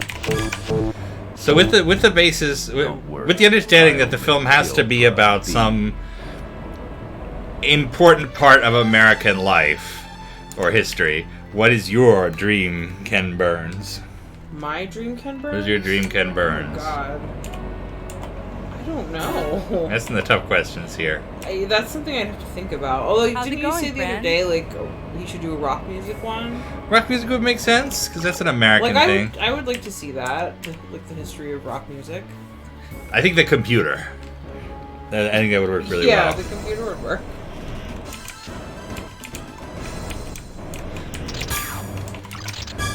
I'd have to think what my dream Ken Burns is. Traitor to humanity, feel our wrath. I mean, National Parks is a good one. Could be some like art. Is there some like uniquely American art form?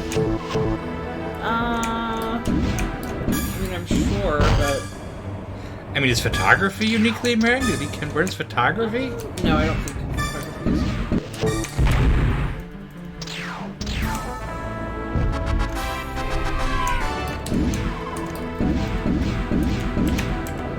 I mean, you could just do American art,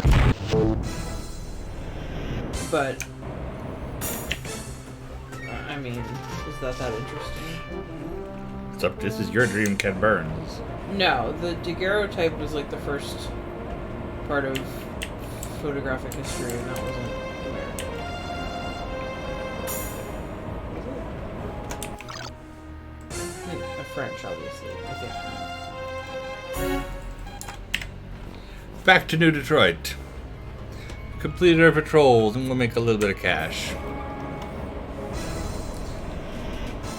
Leha's dream is the history of pulp publishing. Yeah, that would be cool. Out a little game, Flyboy. Now entering an I mean, science fiction could work. Yeah. Kurt Vonnegut. That would be a good short one. Yeah, I could see them doing that too.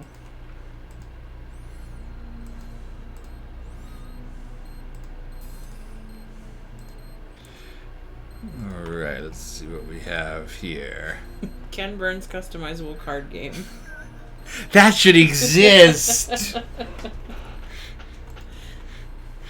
I can imagine him giving one of his little speeches about the CCG and its importance in American life.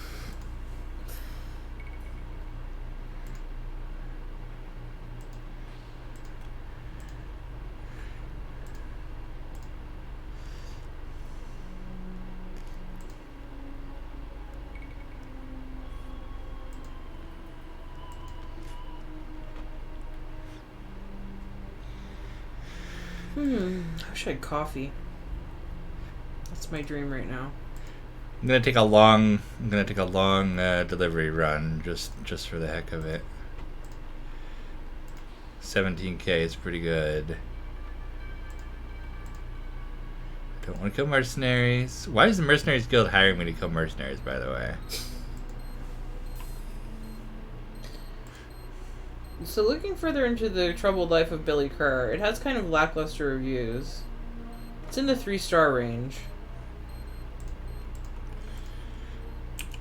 I will say that board game people are incredibly specific in their desires. So, check out Board Game Geek because they'll have like conversation. You can see what people are actually saying about it. I mean, I don't want to spoil too much for myself, though. Either. That's a good point.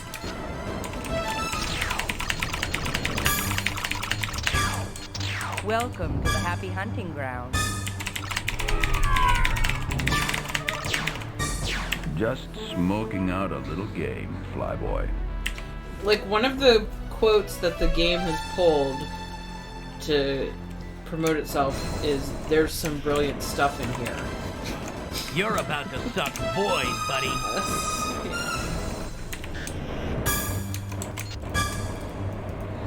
Where did you tell me to look? Board Game Geek. Board Game.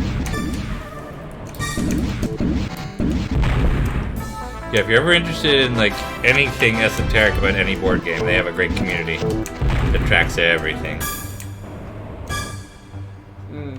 It's got a 6.4 out of 10. 500 reviews.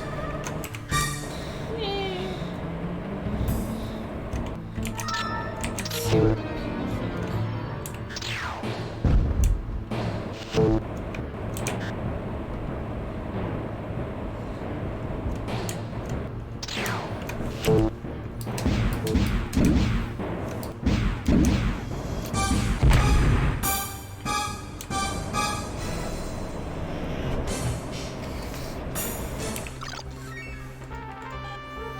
By the way, where is this cargo that I need to go to?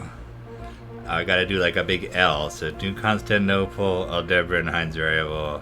Okay.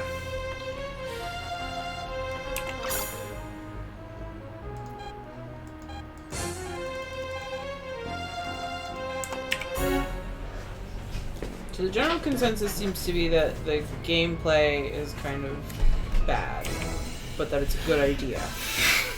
And other people are saying it's an incredible experience. Die by the very weapons you adore!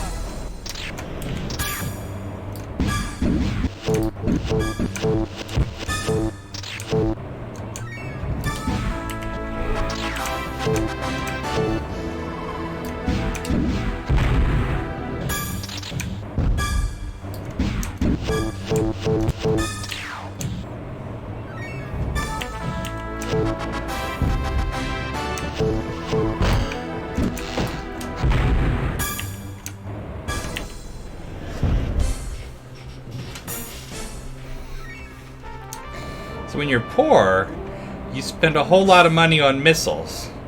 But then once you are wealthy and you have the best ship, you just use guns. That's the American insurance system to a T.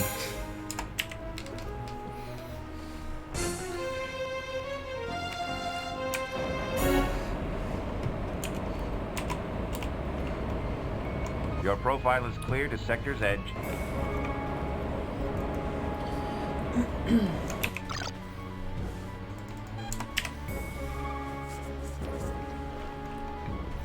I know, another patrol of New Detroit before I fly out, but it was 17,000 credits. Come on.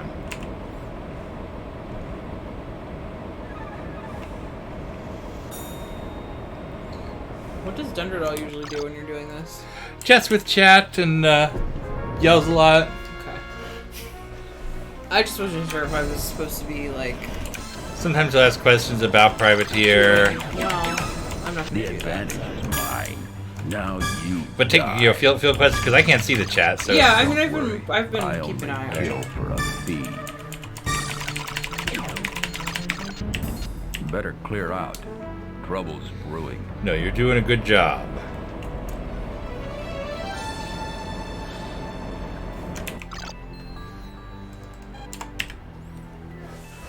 Privateer is nice and relaxed.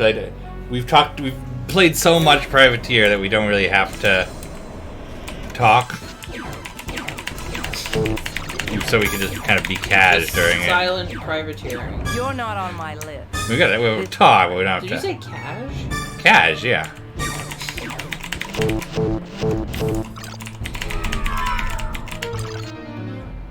Just smoking out a little game, flyboy.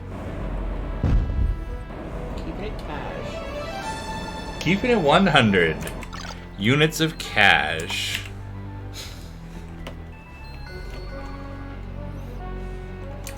We went to see my mom last weekend, and we watched a football game, and she force fed us a lot.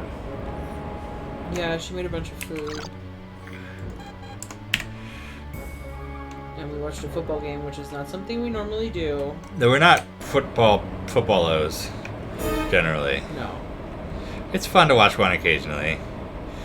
But I grew up in Washington, D.C., so since 5th grade, we have not had a good team. I mean, what I find myself doing during a football game is being like, oh, these are only 15 minutes and there are 4 of them. Yeah, it's very much a process of counting down how much is left. Yeah, but then, like, the 15 minutes turns into much longer, of course. And then there's all sorts of parts of it that I don't understand, like, sometimes the clock is running and they're just standing there and, you know, I don't get that. Don't worry, I only kill for a fee.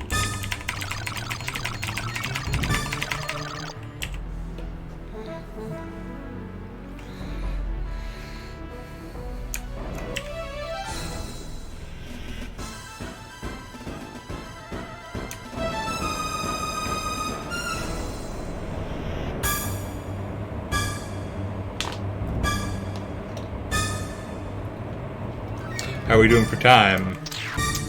It's 8:44 p.m. Okay, playing for a while. On the East Coast. Maintain speed and course for contraband search. Oh, and you know all the talk about Heinz variable Nebula versus North. It turns out the official guide does call it Heinz variable North, so that is where at least where we got that from. There is an actual Heinz variable Nebula, but the guide does call the system Heinz variable North. Both are charming.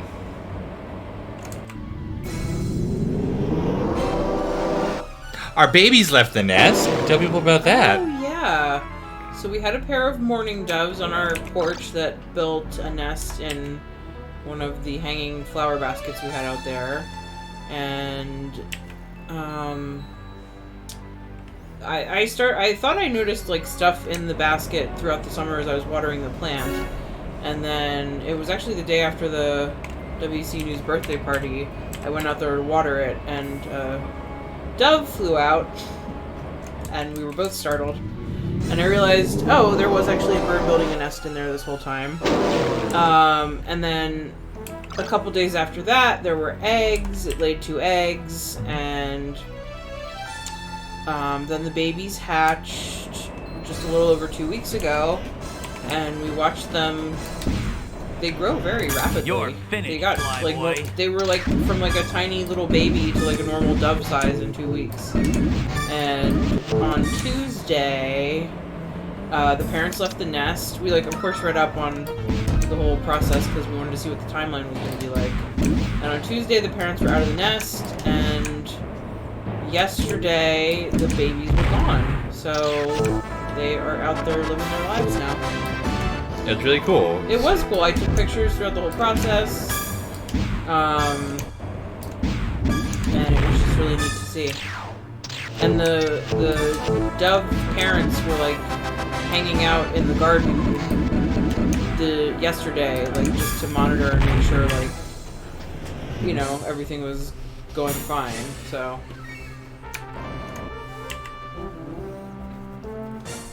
yeah, it was cool. Although I will say doves are like very like skittish birds, and they make loud noises when they're freaked out. I don't know anyone like that. Well, yeah, so I'm very jumpy, and like doves are very jumpy, and now entering an automatic land. The dove is like flying out of the nest at you. It's just kind of a little jump there. We should have had pictures for the show. Yeah, I can show them next week. Yeah.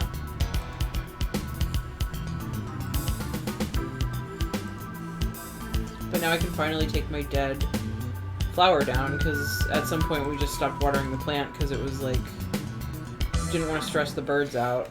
Yeah, we'd water it and then it would fly out, and we would... Like, sometimes the bird would be okay with us watering it, and it would just stay in there, and other times it would, like, freak out and fly out, and it was a whole thing. And then after the babies were born, we just kind of stopped, because, like, the plant was gonna die anyway. It was just, like, a seasonal plant, and it just seemed wrong to continue to stress the birds out, even though, like, the birds picked the flower basket to have the babies in the first place.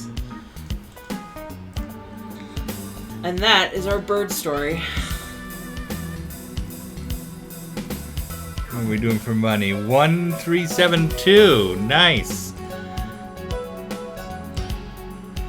So let's do this run, which is a delivery back to New Detroit and 2 bounty hunting missions. The bounty hunting missions are nice when you get to this area because space is so much smaller. Friendly ship.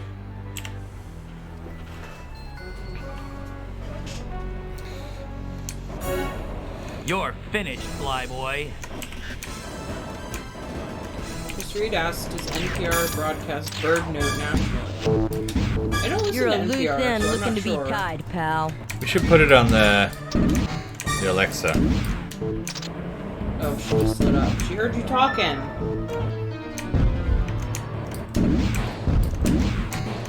Now I'm researching Bird Note. Stories about birds. I'm into it.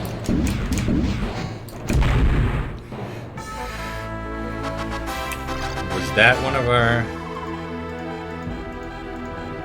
No, that was the random pirate. He said they literally have weekly bird story like yours every week. And then he said, what would the Wing Commander pun version of Bird Note be on Always Considered? Bird Note is the show? Yes. Something with Ferekins, I guess. We got this sector bottled tight, friend. Hard to perform in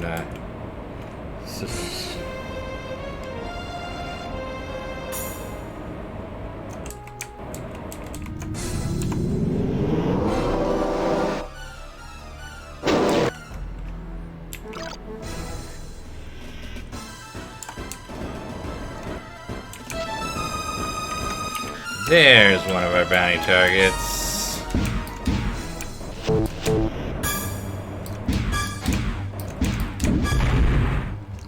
Surely that was one. Yay. And... like, we couldn't not do these 2 missions. They're not out of our way in any way. This may even be the other one. No, he's part of a group of pirates. Probably not this guy.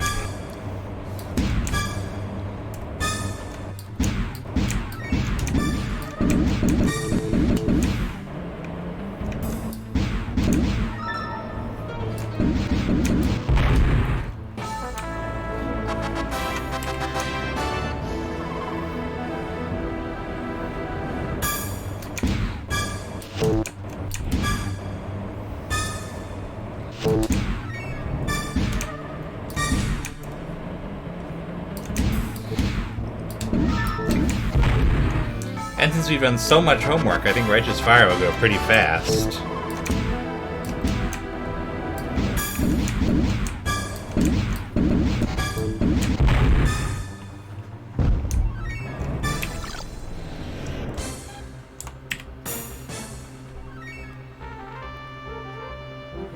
Start with the gun cooler and all those fusion cannons and good stuff. You're a loose end looking to be tied, pal.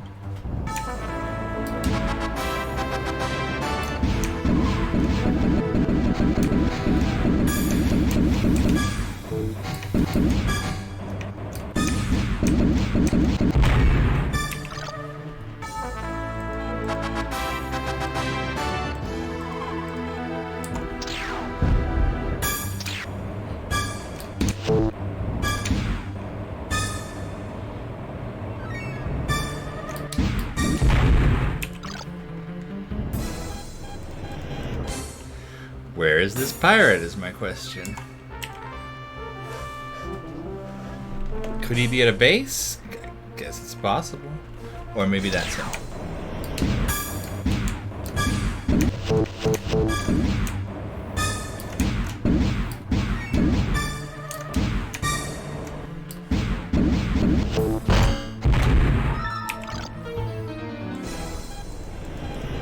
No?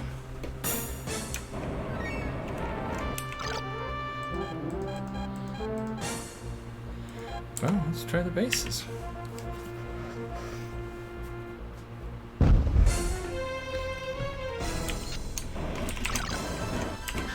You're about to suck void, buddy.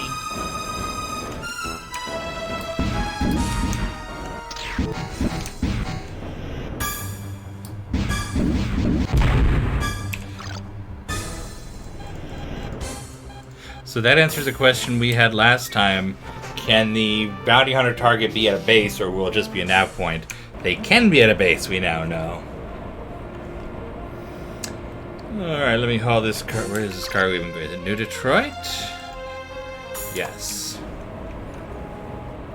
And I bet that will push us over the 1.4 goal.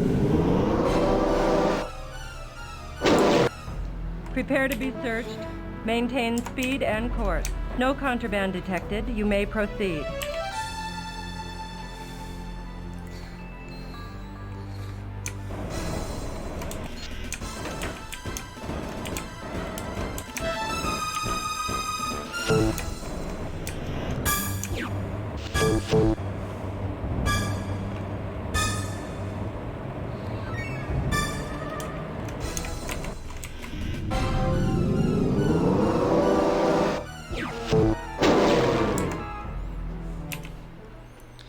Oh no! The game has crashed. Oh no. Oh no. Well, let's try that one more time. I think I saved the game with those missions. Let's check.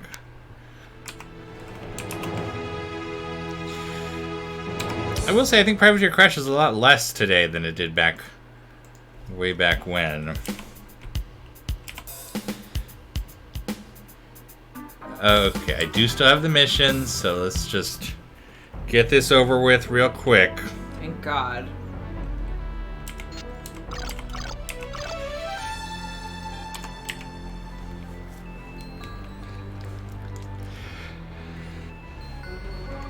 And once we get to New Detroit, we'll save the game for now and head on over to Book Club.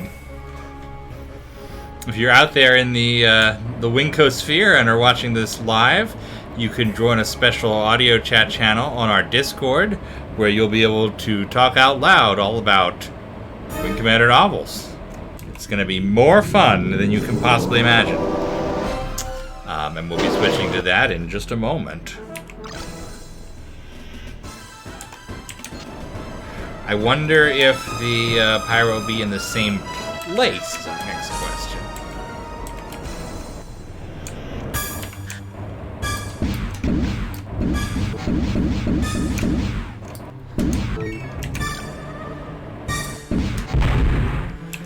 Surely that was one of them. Yes. So let's see if he's at the base this time. Or will he be somewhere else in this system?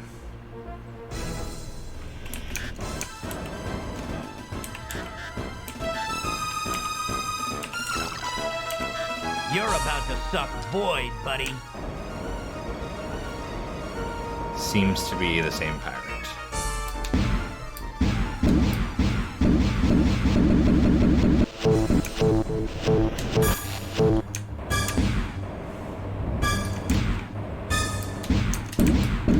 Yeah, you're nailed, pal. Listen, I'm objectively not nailed.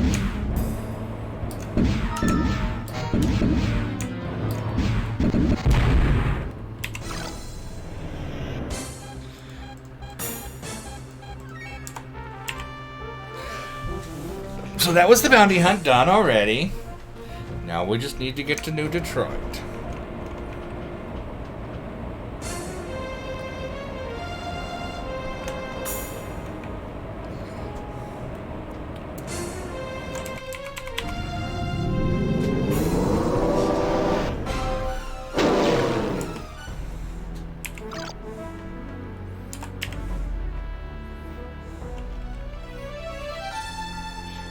Maintain speed and course for contraband search.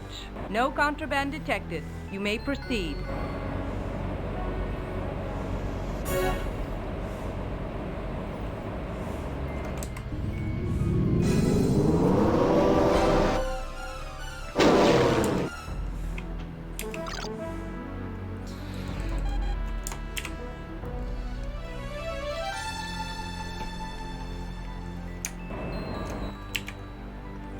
Could stream a little this weekend if you want. Yeah, what do you want to stream? I could do more privateer, but if you want to play the Goose Game or something. Yeah, because I don't play privateer. I would like to play something.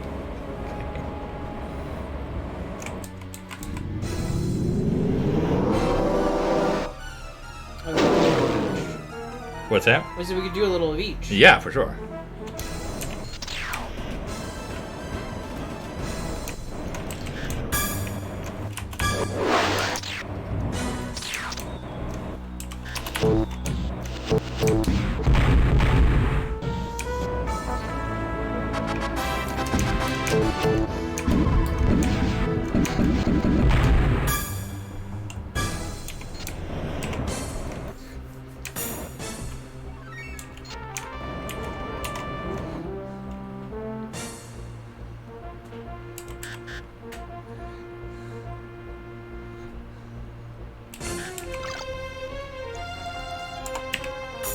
I thought there was another pirate. It turned out there was not.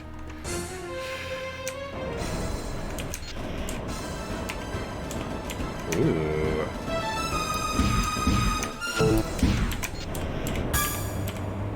Fight back. There is no honor in slaughter.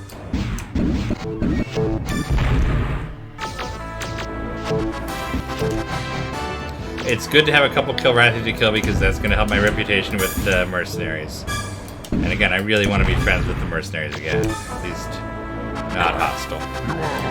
It's an unfortunate side effect of the original Privateer campaign that you will end up having the mercenaries be your enemies at the end. Because you have to kill so many of them in that patrol, that blockade, the Payland blockade stuff.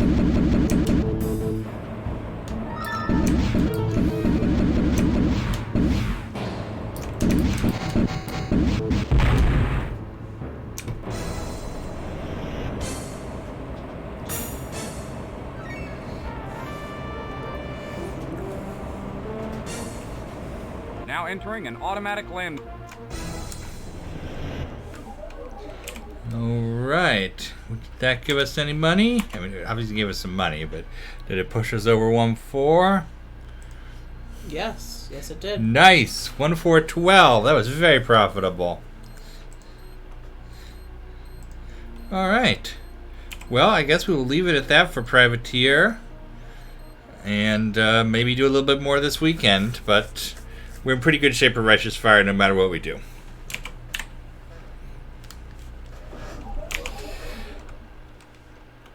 So let's all get set up for book club. If you're going to join us to chat, I would ask you to join the book club chat in Discord. I'm in there now. What do I have to do for this? For you, you should join the chat, but also mute your microphone. Okay. So you can hear them, but they'll hear you through my microphone. I see Leha's in there. Leha, can you give us an audio check? We'll see if we can hear you. I got an audio check right here for you, buddy. Thank you very much. I heard that just fine, and hopefully so did the chat. Oh, well, I wasn't on the right screen yet, so now hopefully so will the chat. All right, we've got Allie. We've got... Nope, no use. I'm muted. Oh, you're muted now. Oh, yeah, Chris. Hey, Chris, can you give us an audio check? Hello. Hello!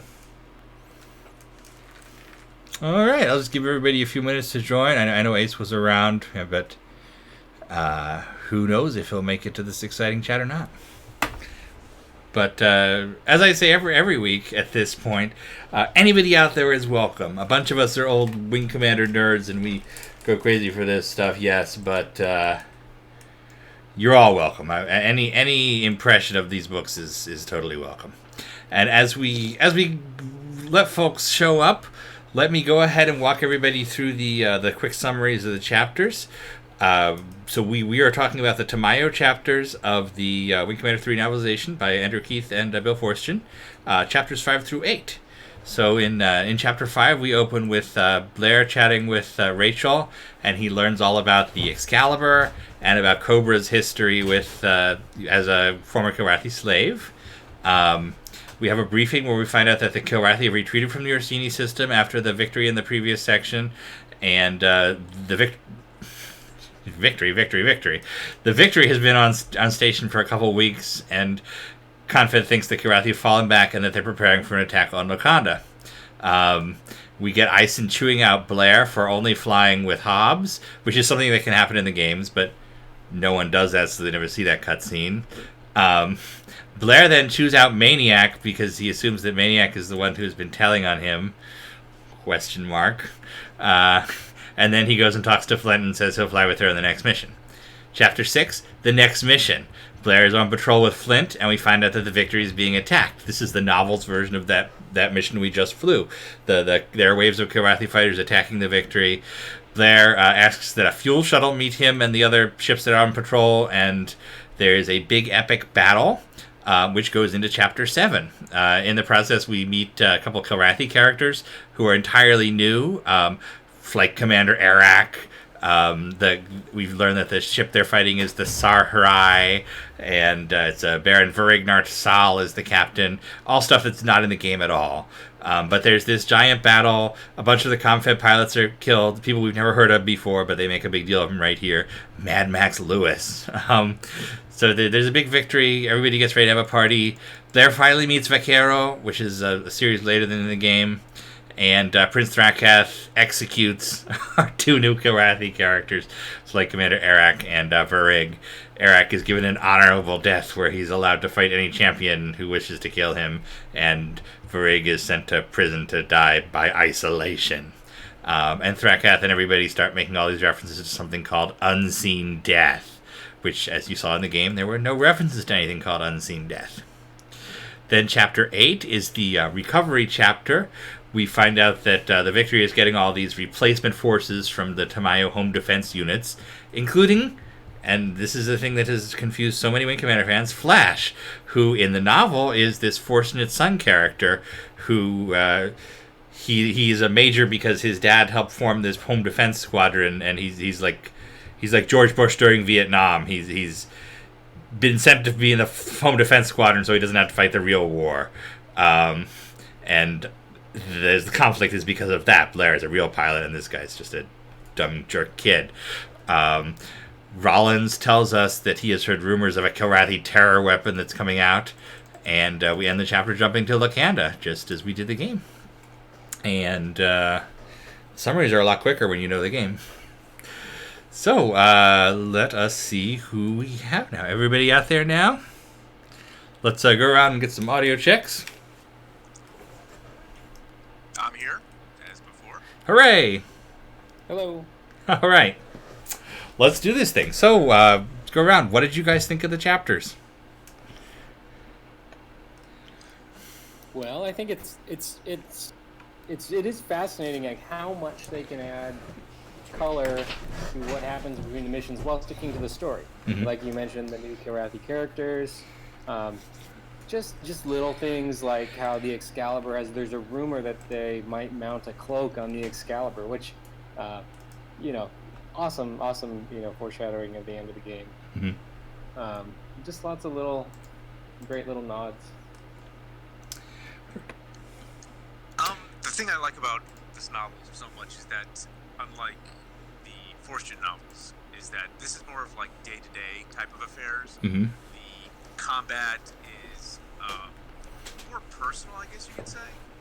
And there's also, it looks like it's becoming a recurring motif in this, is that there's a lot of failures in this game, or in this book. First we have Blair and Hobbs' patrol at the beginning of the book. That didn't go well. And now we have this major offensive against the Victory, which itself is a technical failure, but then they lose a whole bunch of pilots.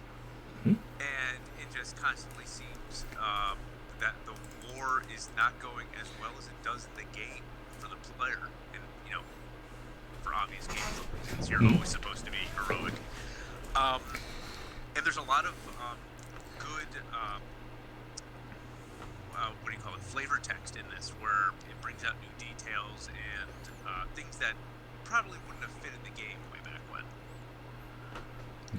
And you remind me a little bit, we'll bring up that failure aspect again. 'Cause one thing absolutely is true, that your normal experience through the game is succeeding, but it is also possible to fail. It's possible to be this bad Blair who isn't so good at the game, and the game allows you to do that. And one thing I find valuable when I go back to look at this book in particular is read along with the Wing Commander 3 script. It's available at the CIC, because you can see because that's the entirety of the source material that Andy had, and you can see exactly how he's looking at things that we don't even care about and thinking they're a much bigger deal than they are. For instance, so much of the focus of these chapters is on relationships. The relationship between Blair and Rachel, the relationship between Blair and Manny, all the pilots. Right. And to us, we don't really care about that playing the game.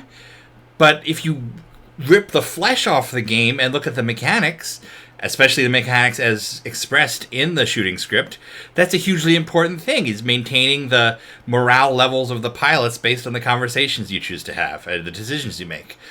So to somebody coming at this thinking this is what Wing Commander is, he's looking at it very much as, Wing Commander is a game, an experience about managing these relationships, and that really comes out in the novel. Now, this was your first time reading any of this. What first impressions? Am I supposed to talk? Yeah, you can into talk. Your mic, or no? It's on here. So. Oh, okay. Yeah. Yeah. I mean, it was interesting. I liked it more than I thought I would, honestly. Mm-hmm. I mean, it was like nice to get a slice of life kind of feel for. I mean, I guess my only experience with Wing Commander would be the games and the movie, obviously. So it was just kind of a different perspective and a little bit more of a, just more detailed, and it was fun. It was a fun read. Good. Yeah. All right. Well, let's go into in fact, let's talk about the elephant in the room. Flash. Guys, what happened here? Oh boy.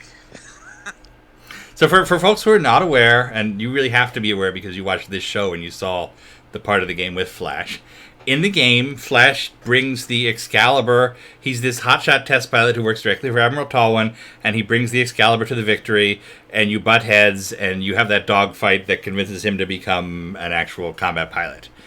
The book totally throws that out. The only reference to the Excalibur is to Rachel talking about it in the conversation at the start of this. We don't actually have the Excalibur there. And instead, we have Flash coming at the end of these missions, and he's this, fortunate son character who has never seen real combat, and he's this pampered rich kid, basically. So, reactions to that, guys, and what did you think at the time? What do you think now? And why do you think this happened? Chris. Hey, I don't know. I guess it never really bothered me. I know it did bother many people. I guess I just took it as artistic license. Mm-hmm. He's essentially the same guy, just with a different backstory. Mm-hmm. And I don't know. I guess it's not easy to just reconcile and merge everything together, but even throw a little bit in there where we hear that, he mentions just casually in the book, he was a test pilot for Camelot Industries, which sure sounds like Excalibur. Yeah, so you could stretch. It's just a little weird. I guess it's hard to guess what the author's motivations were in doing that. Mm-hmm. I think I can speak to that, but let's hear what Leha thought. Yeah. It's funny rewatching you play the game because I did not realize how early the Excalibur came into the game. Mm-hmm. Until I was watching this again, and it felt like it came so much later. Like Chris said. No, Mission 6. Yeah, that seems so early to me. But like Chris said, it doesn't. It changes only the most surface level of the character. He's still, Major Dillon. I don't think anybody ever liked Flash very much. Yeah, test pilot or being, like you said, a fortunate son, somebody that's never really been in a war. But it doesn't change the character. It doesn't change his story arc. It doesn't change anything about him other than, the slimmest of backstories. Where did he come from? Well, now he's here. His personality is intact. Everything else is there. I did think it was very funny where there's a bit where a line where Blair is thinking, he asks, how long have you been flying? Is your major rank legitimate? It's like, I've been flying for 2 years. And Blair is like, 2 years and you're a major? Well, Wing Commander 1, you can become a major in like a week. And Blair specifically, that happened. No, and I've thought about this for many, many years because I was in all the arguments about this back in the day. The absolute reason this was done is because there's no narrative. In terms of a book's narrative, the Excalibur there's no benefit to flying it on Chapter 6. In the game, it's this tease that lets you, okay, if I keep playing, I'm going to get this. In a book, it's just giving away the ship you're going to see later. So it makes sense to restructure the narrative so that when he finally flies the Excalibur, it's something special rather than something you've forgotten about at the start of the book. I am shocked that the folks at Origin, the David Ladyman and Company, let this happen. I'm still surprised by that, but it's I understand why Andrew Keith made the choice. And you probably don't have thoughts on Flash because you only know him as this character. Yes. This is nerve-wracking. It's like being in a class. Yeah, but it's fun. I don't want to be called on. Don't call on me. There's no wrong answers in this class. I understand, but it's a liberal arts class. It still ramps my anxiety up. Just don't say anything embarrassing. Yeah. So I'll go through some notes, and you guys have some notes too. Rachel is watching a holo cassette of the Excalibur. There's the future of the past. There's this strange line where Rachel has very demure lines as written in the script, and then they're delivered by Ginger Lynn, so she sexes the hell out of them. And then somehow the book, not knowing that Ginger Lynn is the character cast in the role, just adds, only for a select few, Colonel, which is how that conversation ends in the game. The ones with the best schematics. That's weird. No, that fits with Ginger Lynn. But Andrew did not know that Ginger Lynn was cast in it. In fact, he was horrified when he found out. I remember specifically. I was the guy who told him. This was written before any casting happened. Oh my god. So it's just a weird coincidence that Rachel exudes sexiness no matter where you are. Let me see. Okay, there's a line when he's talking to Rachel. A couple things I pulled out from when he was talking to Rachel at the very start. Well, I hope your texts don't decide to turn on the rest of us. I doubt we'd last long if you did. They're really, really, even more than the game, they're kind of like sticking out all these little tendrils that this person could be the traitor. And, they don't bother with that in Rachel in the game at all, but there's the slightest hint here. The weirdest thing from that conversation, though, is I've been in the Navy for better than 15 years, Chief. I've been in all kinds of crews and seen all kinds of shipmates and their hang-ups. But I never met anybody so single-minded about the Kilrathi before. I mean, Maniac's got good reason to resent Hobbs personally, but with Cobra, we're talking blind hatred. They literally destroyed half of the cities on Earth like 3 months ago. Why is Blair surprised that people hate the Kilrathi at the losing end of the 30-year war with them? I absolutely had this in my note. Like, he just nonchalantly says, like, oh, Vagabond will fly with them, Vaquero's cool, and Flash gets a bunch of credit for saying, oh, I'll fly with Hobbs. Like, why isn't everyone just a raving space racist? Like, I'm shocked that anyone will sit in the same room with him. Like, he's like a 9-foot tall monster with fangs and stuff, and he represents like what they've been fighting for decades. So yeah, that is a weird tone for the book to take. That Cobra is the weird one for not being cool with Hobbs. And I have two directions I take that. One is that maybe Andrew is assuming this is a Star Trek future where racism has been eliminated and humanity has been elevated to beyond where it is now, which would be wonderful if that were the case. But it's not. We see that nowhere else. The other possibility is that Blair just doesn't care about Earth. When we play as Blair, we're like, oh, we're the hero, we're the good guy, blah, blah, blah.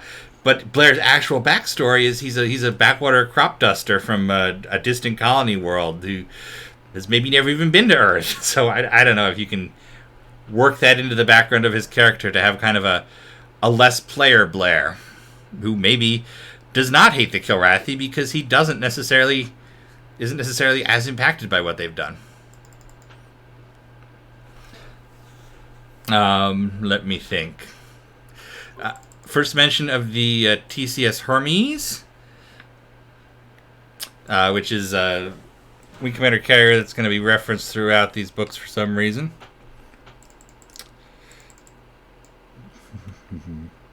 There's some interesting wording choice. Not necessarily bad wording, but just like, of a person's wording. So he said, Blair says that the flight wing is his bailiwick, and and he, when he's talking to Rollins, he's saying, "Don't plan on us hitting an all-out Donnybrook with dry tanks." I noticed that. Yeah. Like, who says these words? Yeah. Yeah, it's almost like as soon as he goes off the script, he's just pulling strange words. Oh, speaking of space racism, though, there's this moment in the briefing where Eisen says, "The cats." Eisen broke off shooting a look at Hobbs. "The Kilrathi." It's like he's watching himself, so he's not space racist. But it doesn't necessarily make sense for the setting. Yeah. Hobbs just must, understandably, like, if you were Hobbs, like, you would just have to expect people were pretty hostile towards your type. Yeah. So what about you? Do you hate space cats? No. Space Cadets. One big change I notice. So, one very interesting thing. I hate using that word, and I will always use it. One thing I noticed about this is they have, very much like the Ultimate Strategy Guide, they have tied together a new little narrative for the first missions of Wing Commander 3. As you're playing through the game, there's not necessarily connective tissue between Orsini, Tamayo, Locanda, Blackmane. It's just the war is happening. But here we find out that the Kilrathi were setting up Orsini as the route to their invasion of Locanda and so on. So there's, and the carrier that has been bothering the Victory has been the Sar Hurai for a couple different series, and there's all this detail that kind of ties together these early just learning to play the game missions in the game. But one massive change is that there is no invasion of Tamayo. We have just the scramble mission, and obviously we don't have the Flash dogfight, but we also don't have that stopping the amphibious invasion. It's all focused on Locanda. Which is one of those things that's actually a massive change compared to Flash that I don't think anybody ever really cared about. Liha talked a bit about the detail, the everyday stuff, and you see that so much in the 2 flying chapters where we learn about how the Victory has its patrols in the different quadrants and who is where and the different call signs. I love that stuff.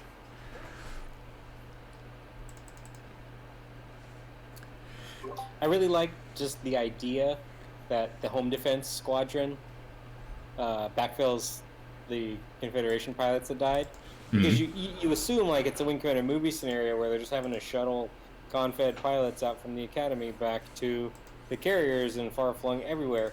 But to think that a fighter wing is really a collection of folks that the boat just happened to pick up wherever it was going, it's kind of an interesting idea. Yeah, it's like a 19th century like press gang sort of a thing where you get your crew for your warship wherever you can. Yeah, and there's a lot of similarities to that concept just because you are weeks, months from home, potentially. Mm-hmm. Yeah. I got a question for you. All right.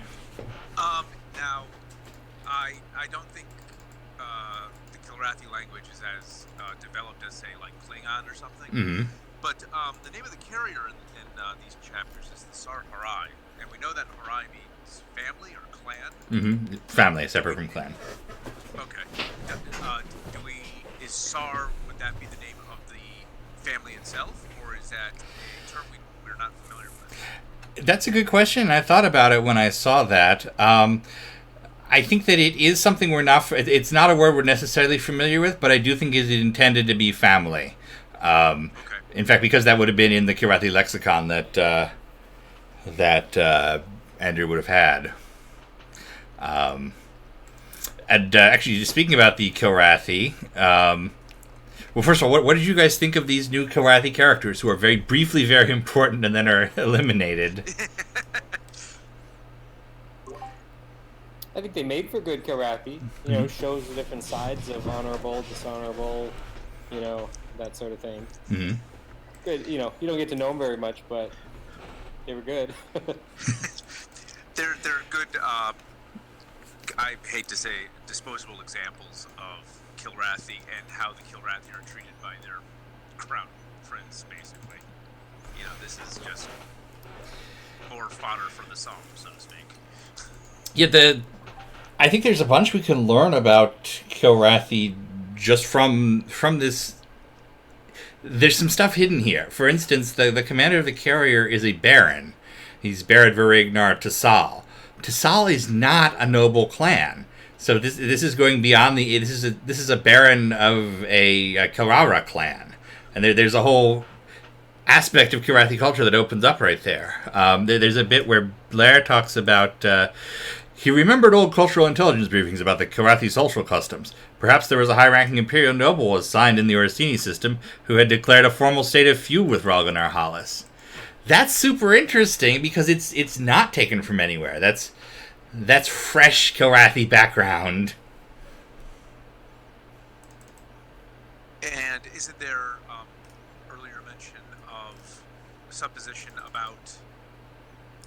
Oh, I lost the page. I just put the book down about how blood feuds work out between. Yeah. Yeah. How the emperor is the only one who can dismiss blood feuds between the houses. That's right. Yeah. We also have a little Pearl Harbor reference with Arak here.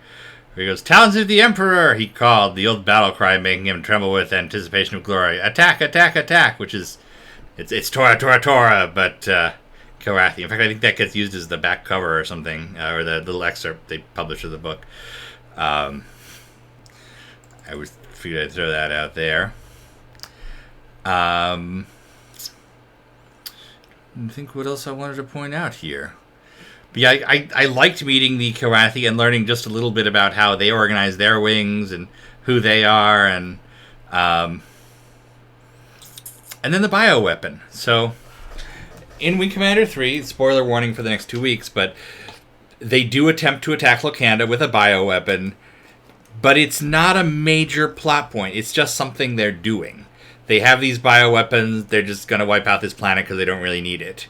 Here, the book kind of reworks this into this much bigger narrative where the Kilrathi have developed this unseen death bioweapon, and they're going to test it on this planet, and that's how they're going to defeat the Confederation.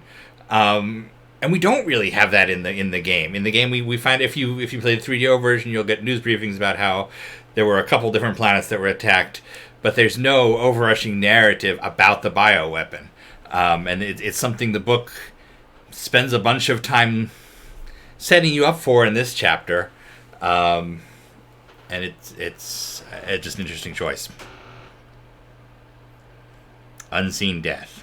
In fact, it's in the prologue of the book. They talk about unleashing the new weapon, but the game doesn't consider that to be that important at all. In fact, if anything, the new weapon the game spends time excited about is the cloak jump points. That's right. Well, it's funny because it's similar to what you mentioned before about the Excalibur, because it's the author seeing something and going, "Hey, this looks like something that could be used to anchor part of the book or a couple of chapters," and decides to put emphasis on that. And it also, I mean, you already gave a spoiler warning. It ties in and it enriches Flint's story arc. It gives a character, not Blair, or character motivations. We talk a lot about Flint in 2 weeks. Yeah.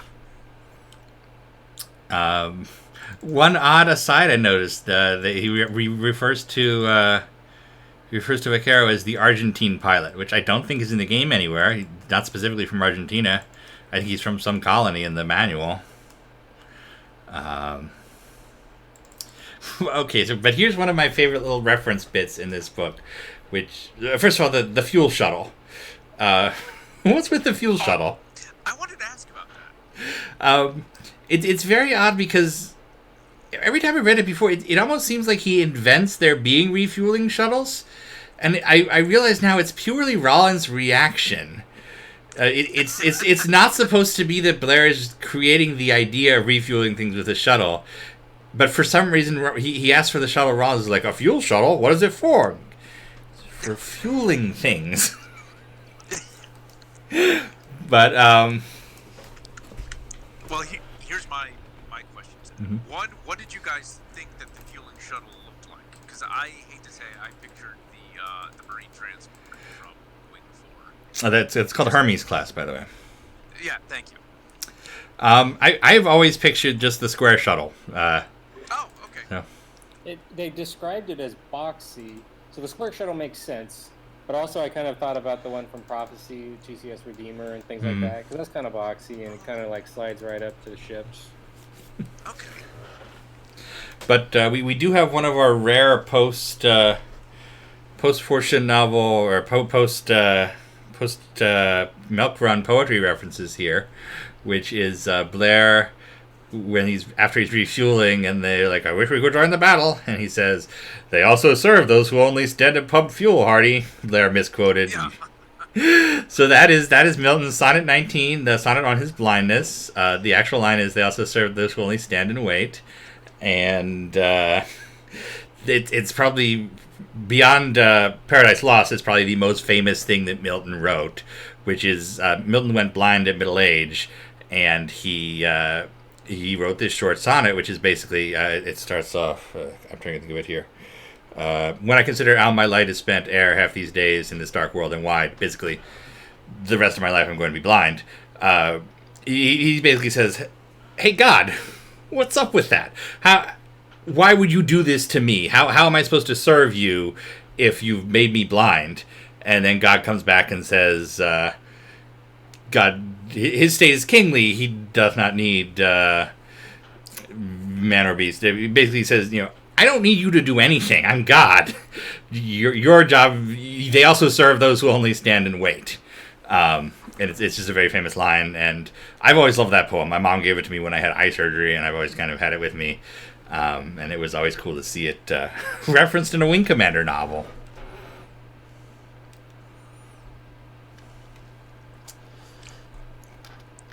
There was something else I had written down, and I can't find out what it was.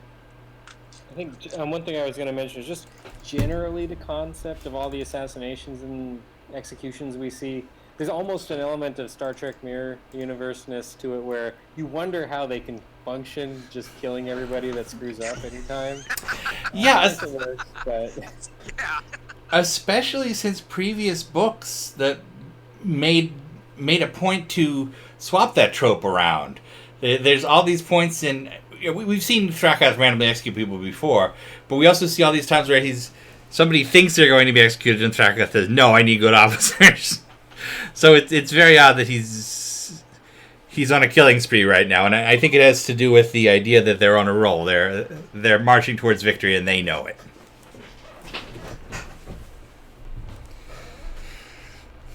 So what do you think about the new pilots? By which I mean this group of pilots who have been established beyond the characters in the game. Beast Jaeger, which... What an amazing name. Sounds like a Pacific Rim robot. Mad Max and Sandman. Yeah. They're good for the text. I mean, it really fills things out. And like you said, Beast Jaeger is just... I feel like it has to be a reference towards somebody. I don't know who, but it feels like a nod. If your last name is Jaeger, why is Beast your call sign? I mean, Jaeger's an obvious one, but... In fact, there is a pilot named Jaeger in Wing Commander 2. It's one of the random NPCs. Or background NPCs. It's hard to get too attached to the new pilots that kind of come and go quick. Especially like Mad Max. You see him and he dies. One thing that I thought was especially tough reading the novel was the conflict with Ison. To us, Ison is Jason Bernard, and he is a substitute father, and we would never talk back to him. But Blair in the novel just goes right at it. Yeah, the fight wing is his bailiwick. Yeah. It's a General Donnybrook. Like you said, it was written before it was cast. Mm-hmm. So that led to some severity, but I agree, it was a little jarring. Yeah, definitely. Yeah, and again, you can look at Wing Commander 3 and you get the script, and you can see, you can disagree with Ison, you can fight with him about this stuff. No one ever would, but it's jarring. It really makes you dislike Blair. But and you're coming at this without knowing who the actors are or anything like that. What did you pick? I'm curious how you read the different relationships with Maniac, because it's the relationships between the pilots. Did anything stick out to you? But don't I know who the actors are? Maybe, I don't know. I mean, isn't Rachel... Rachel is Ginger Lynn, yeah. Yeah. And Blair is Mark Hamill. Mark Hamill, yeah. So what are you asking me? Like when Blair kind of fights with the captain, Captain Eisen, and he and Maniac just seem to be enemies. I don't know what you're asking. Okay, I just trying to start conversation. The tone is very different between the game and the book, basically.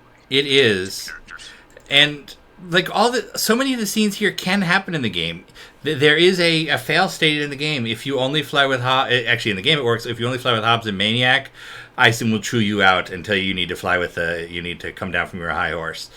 I don't think anyone ever gets to mission 3 and doesn't pick somebody else, so you almost never get that cutscene. But the game planned for it. And I don't remember in the book if you get the drumming out from Ison over ejecting from too many ships, where he asks if they have gremlins working on them in the back. Oh no, gosh, I wish I could play that scene right now. That is some powerful man screaming at you. You genuinely feel like you have disappointed your father when you get to that cutscene. It's probably one of my favorite moments in the game. I was trying to figure out the fuel shuttles. The reference to the name, the shuttle is Hardy. The best I can do is that the fuel oil company on Long Island is Hardy Fuels. But I don't know what it might be beyond that. There's too many Hardys in history. And I figured, maybe Andrew was from Long Island, but no, he's from outside Pittsburgh. So, who knows? Yeah. And you mentioned the recruiting the local home defense folks to fill out the squadron. There was one sentence in particular that I was really interested in because it tells us so much about how the Confederation as a political body works, which is the squadron was activated into Confed service when the Cats moved into the system. That just tells me so much about how this... Because a Confederation is supposedly looser than, the United States, which is these absolutely loyal states. The Confederation is more... These things are all allied with an overarching body, but they largely govern themselves. And that just spoke to that interestingly to me. Those are all my notes. Anybody have any other topics of conversation before we do our final thoughts? There was only one note I jotted down very briefly, and it's kind of half finished. Did you notice that Flash, they were specifically looking for a Thunderbolt pilot? Yes. And that tells you that there isn't a great deal of, aero pilots fly, Thunderbolt. It's very, what's the word I'm looking for? Delineated. They wanted a Thunderbolt pilot and only a Thunderbolt pilot, and they ended up with Flash. I thought about that, but I also think that part of it is they were looking for a Thunderbolt. Because part of it is that they're getting Jazz's Thunderbolt. Yeah.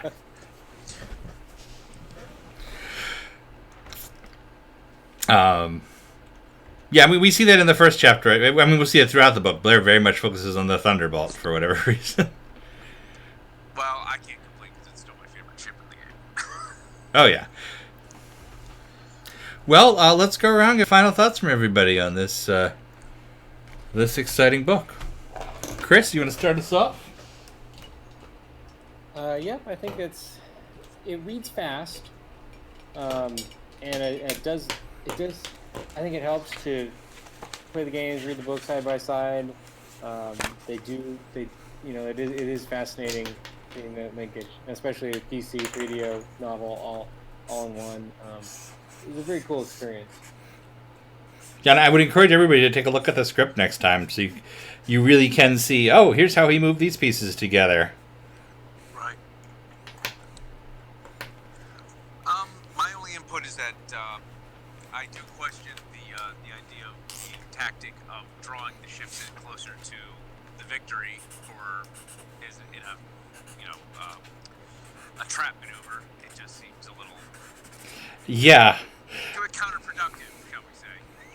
Well, that's an interesting point that we might want to mention. And it's a problem that both TV and games have, which is that while space combat is an incredibly exciting thing to play, it's not necessarily such an exciting thing to see or describe over and over again. There are only so many ways that a space dogfight happens, and you do really have to kind of work for something interesting goes there. I think it was interesting seeing something that you couldn't pull off in the game. And that way it was unconventional and spices it up nicely. The logic behind it, I think, just kind of felt a little on the nose, or obvious, I should say. Mm-hmm. Other than that, it introduced us to 3 very important characters in the series: Flint, Vaquero, and Flash. So that alone makes it necessary reading for the entire series. And again, a very interesting decision on their part to wait a little. You know, in the game, you can meet these characters much earlier, in the Orsini series, and here, not so much. Yeah, I think you can meet Vaquero like after mission 3 or something like that. It's like Yeah, right maybe. at the beginning. Yeah, in fact, I think the 3DO port pushes him back a mission, but it's still all in the Orsini series. Yeah. All right. If you have any last thoughts, will you continue reading this book? Yeah, I'll read more of it. All right. It was interesting to see... Sorry, I gotta turn my Discord audio off. It was interesting to, read along and then see the gameplay. You know, just piece everything together. All right. And it's like Chris said, it's a quick read. It goes by quickly, and it's interesting, you know? It's just a fun little read. All right, well, next book club is in 2 weeks, and we will be learning all about the Battle in the Tamayo system. We're going to... What's the deal with Flint? We'll find out. It's going to be good. So thank you guys for tuning in. And if you're out there and you're on the fence about someday joining book club, you are welcome. So, see you guys soon. Thanks for having us. See ya. All right. Well, that is it for this exciting episode. They're all exciting episodes. This episode of All Wings Considered. I have drawn here the victory fighting an actual Karathi Light Destroyer. And we're going to sign the logbook to go off with this one. Would you like to sign the logbook?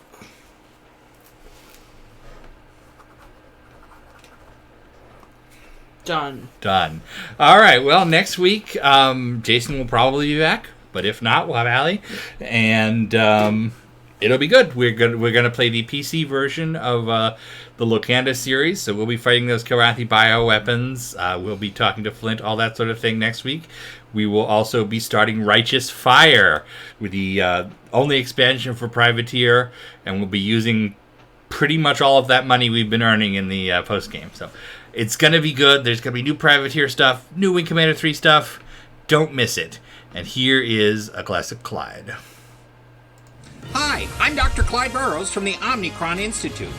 We got our first look at a hellhole which we're told has 2 suns, a red giant and a white dwarf. This is called a binary star system, and the specific makeup is not uncommon at all.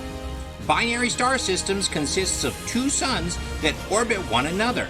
Binary stars are typically formed at the same time, but can have wildly different masses, which means that one can easily have reached the white dwarf stage well before its partner. Of course, it's also unlikely such a cosmology would have a planet capable of sustaining life, even one as nasty as Buford's world.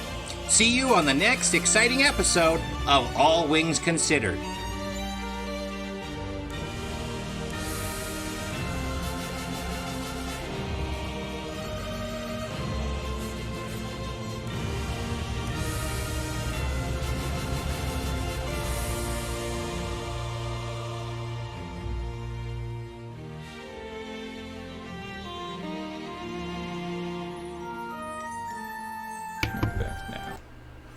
All right, everybody, we forgot to say, tune in this weekend. We'll probably play a little bit more Privateer just on a side stream. And with that, see you next week. Goodbye. Or on the weekend. Goodbye, everybody. And then I have to end the stream.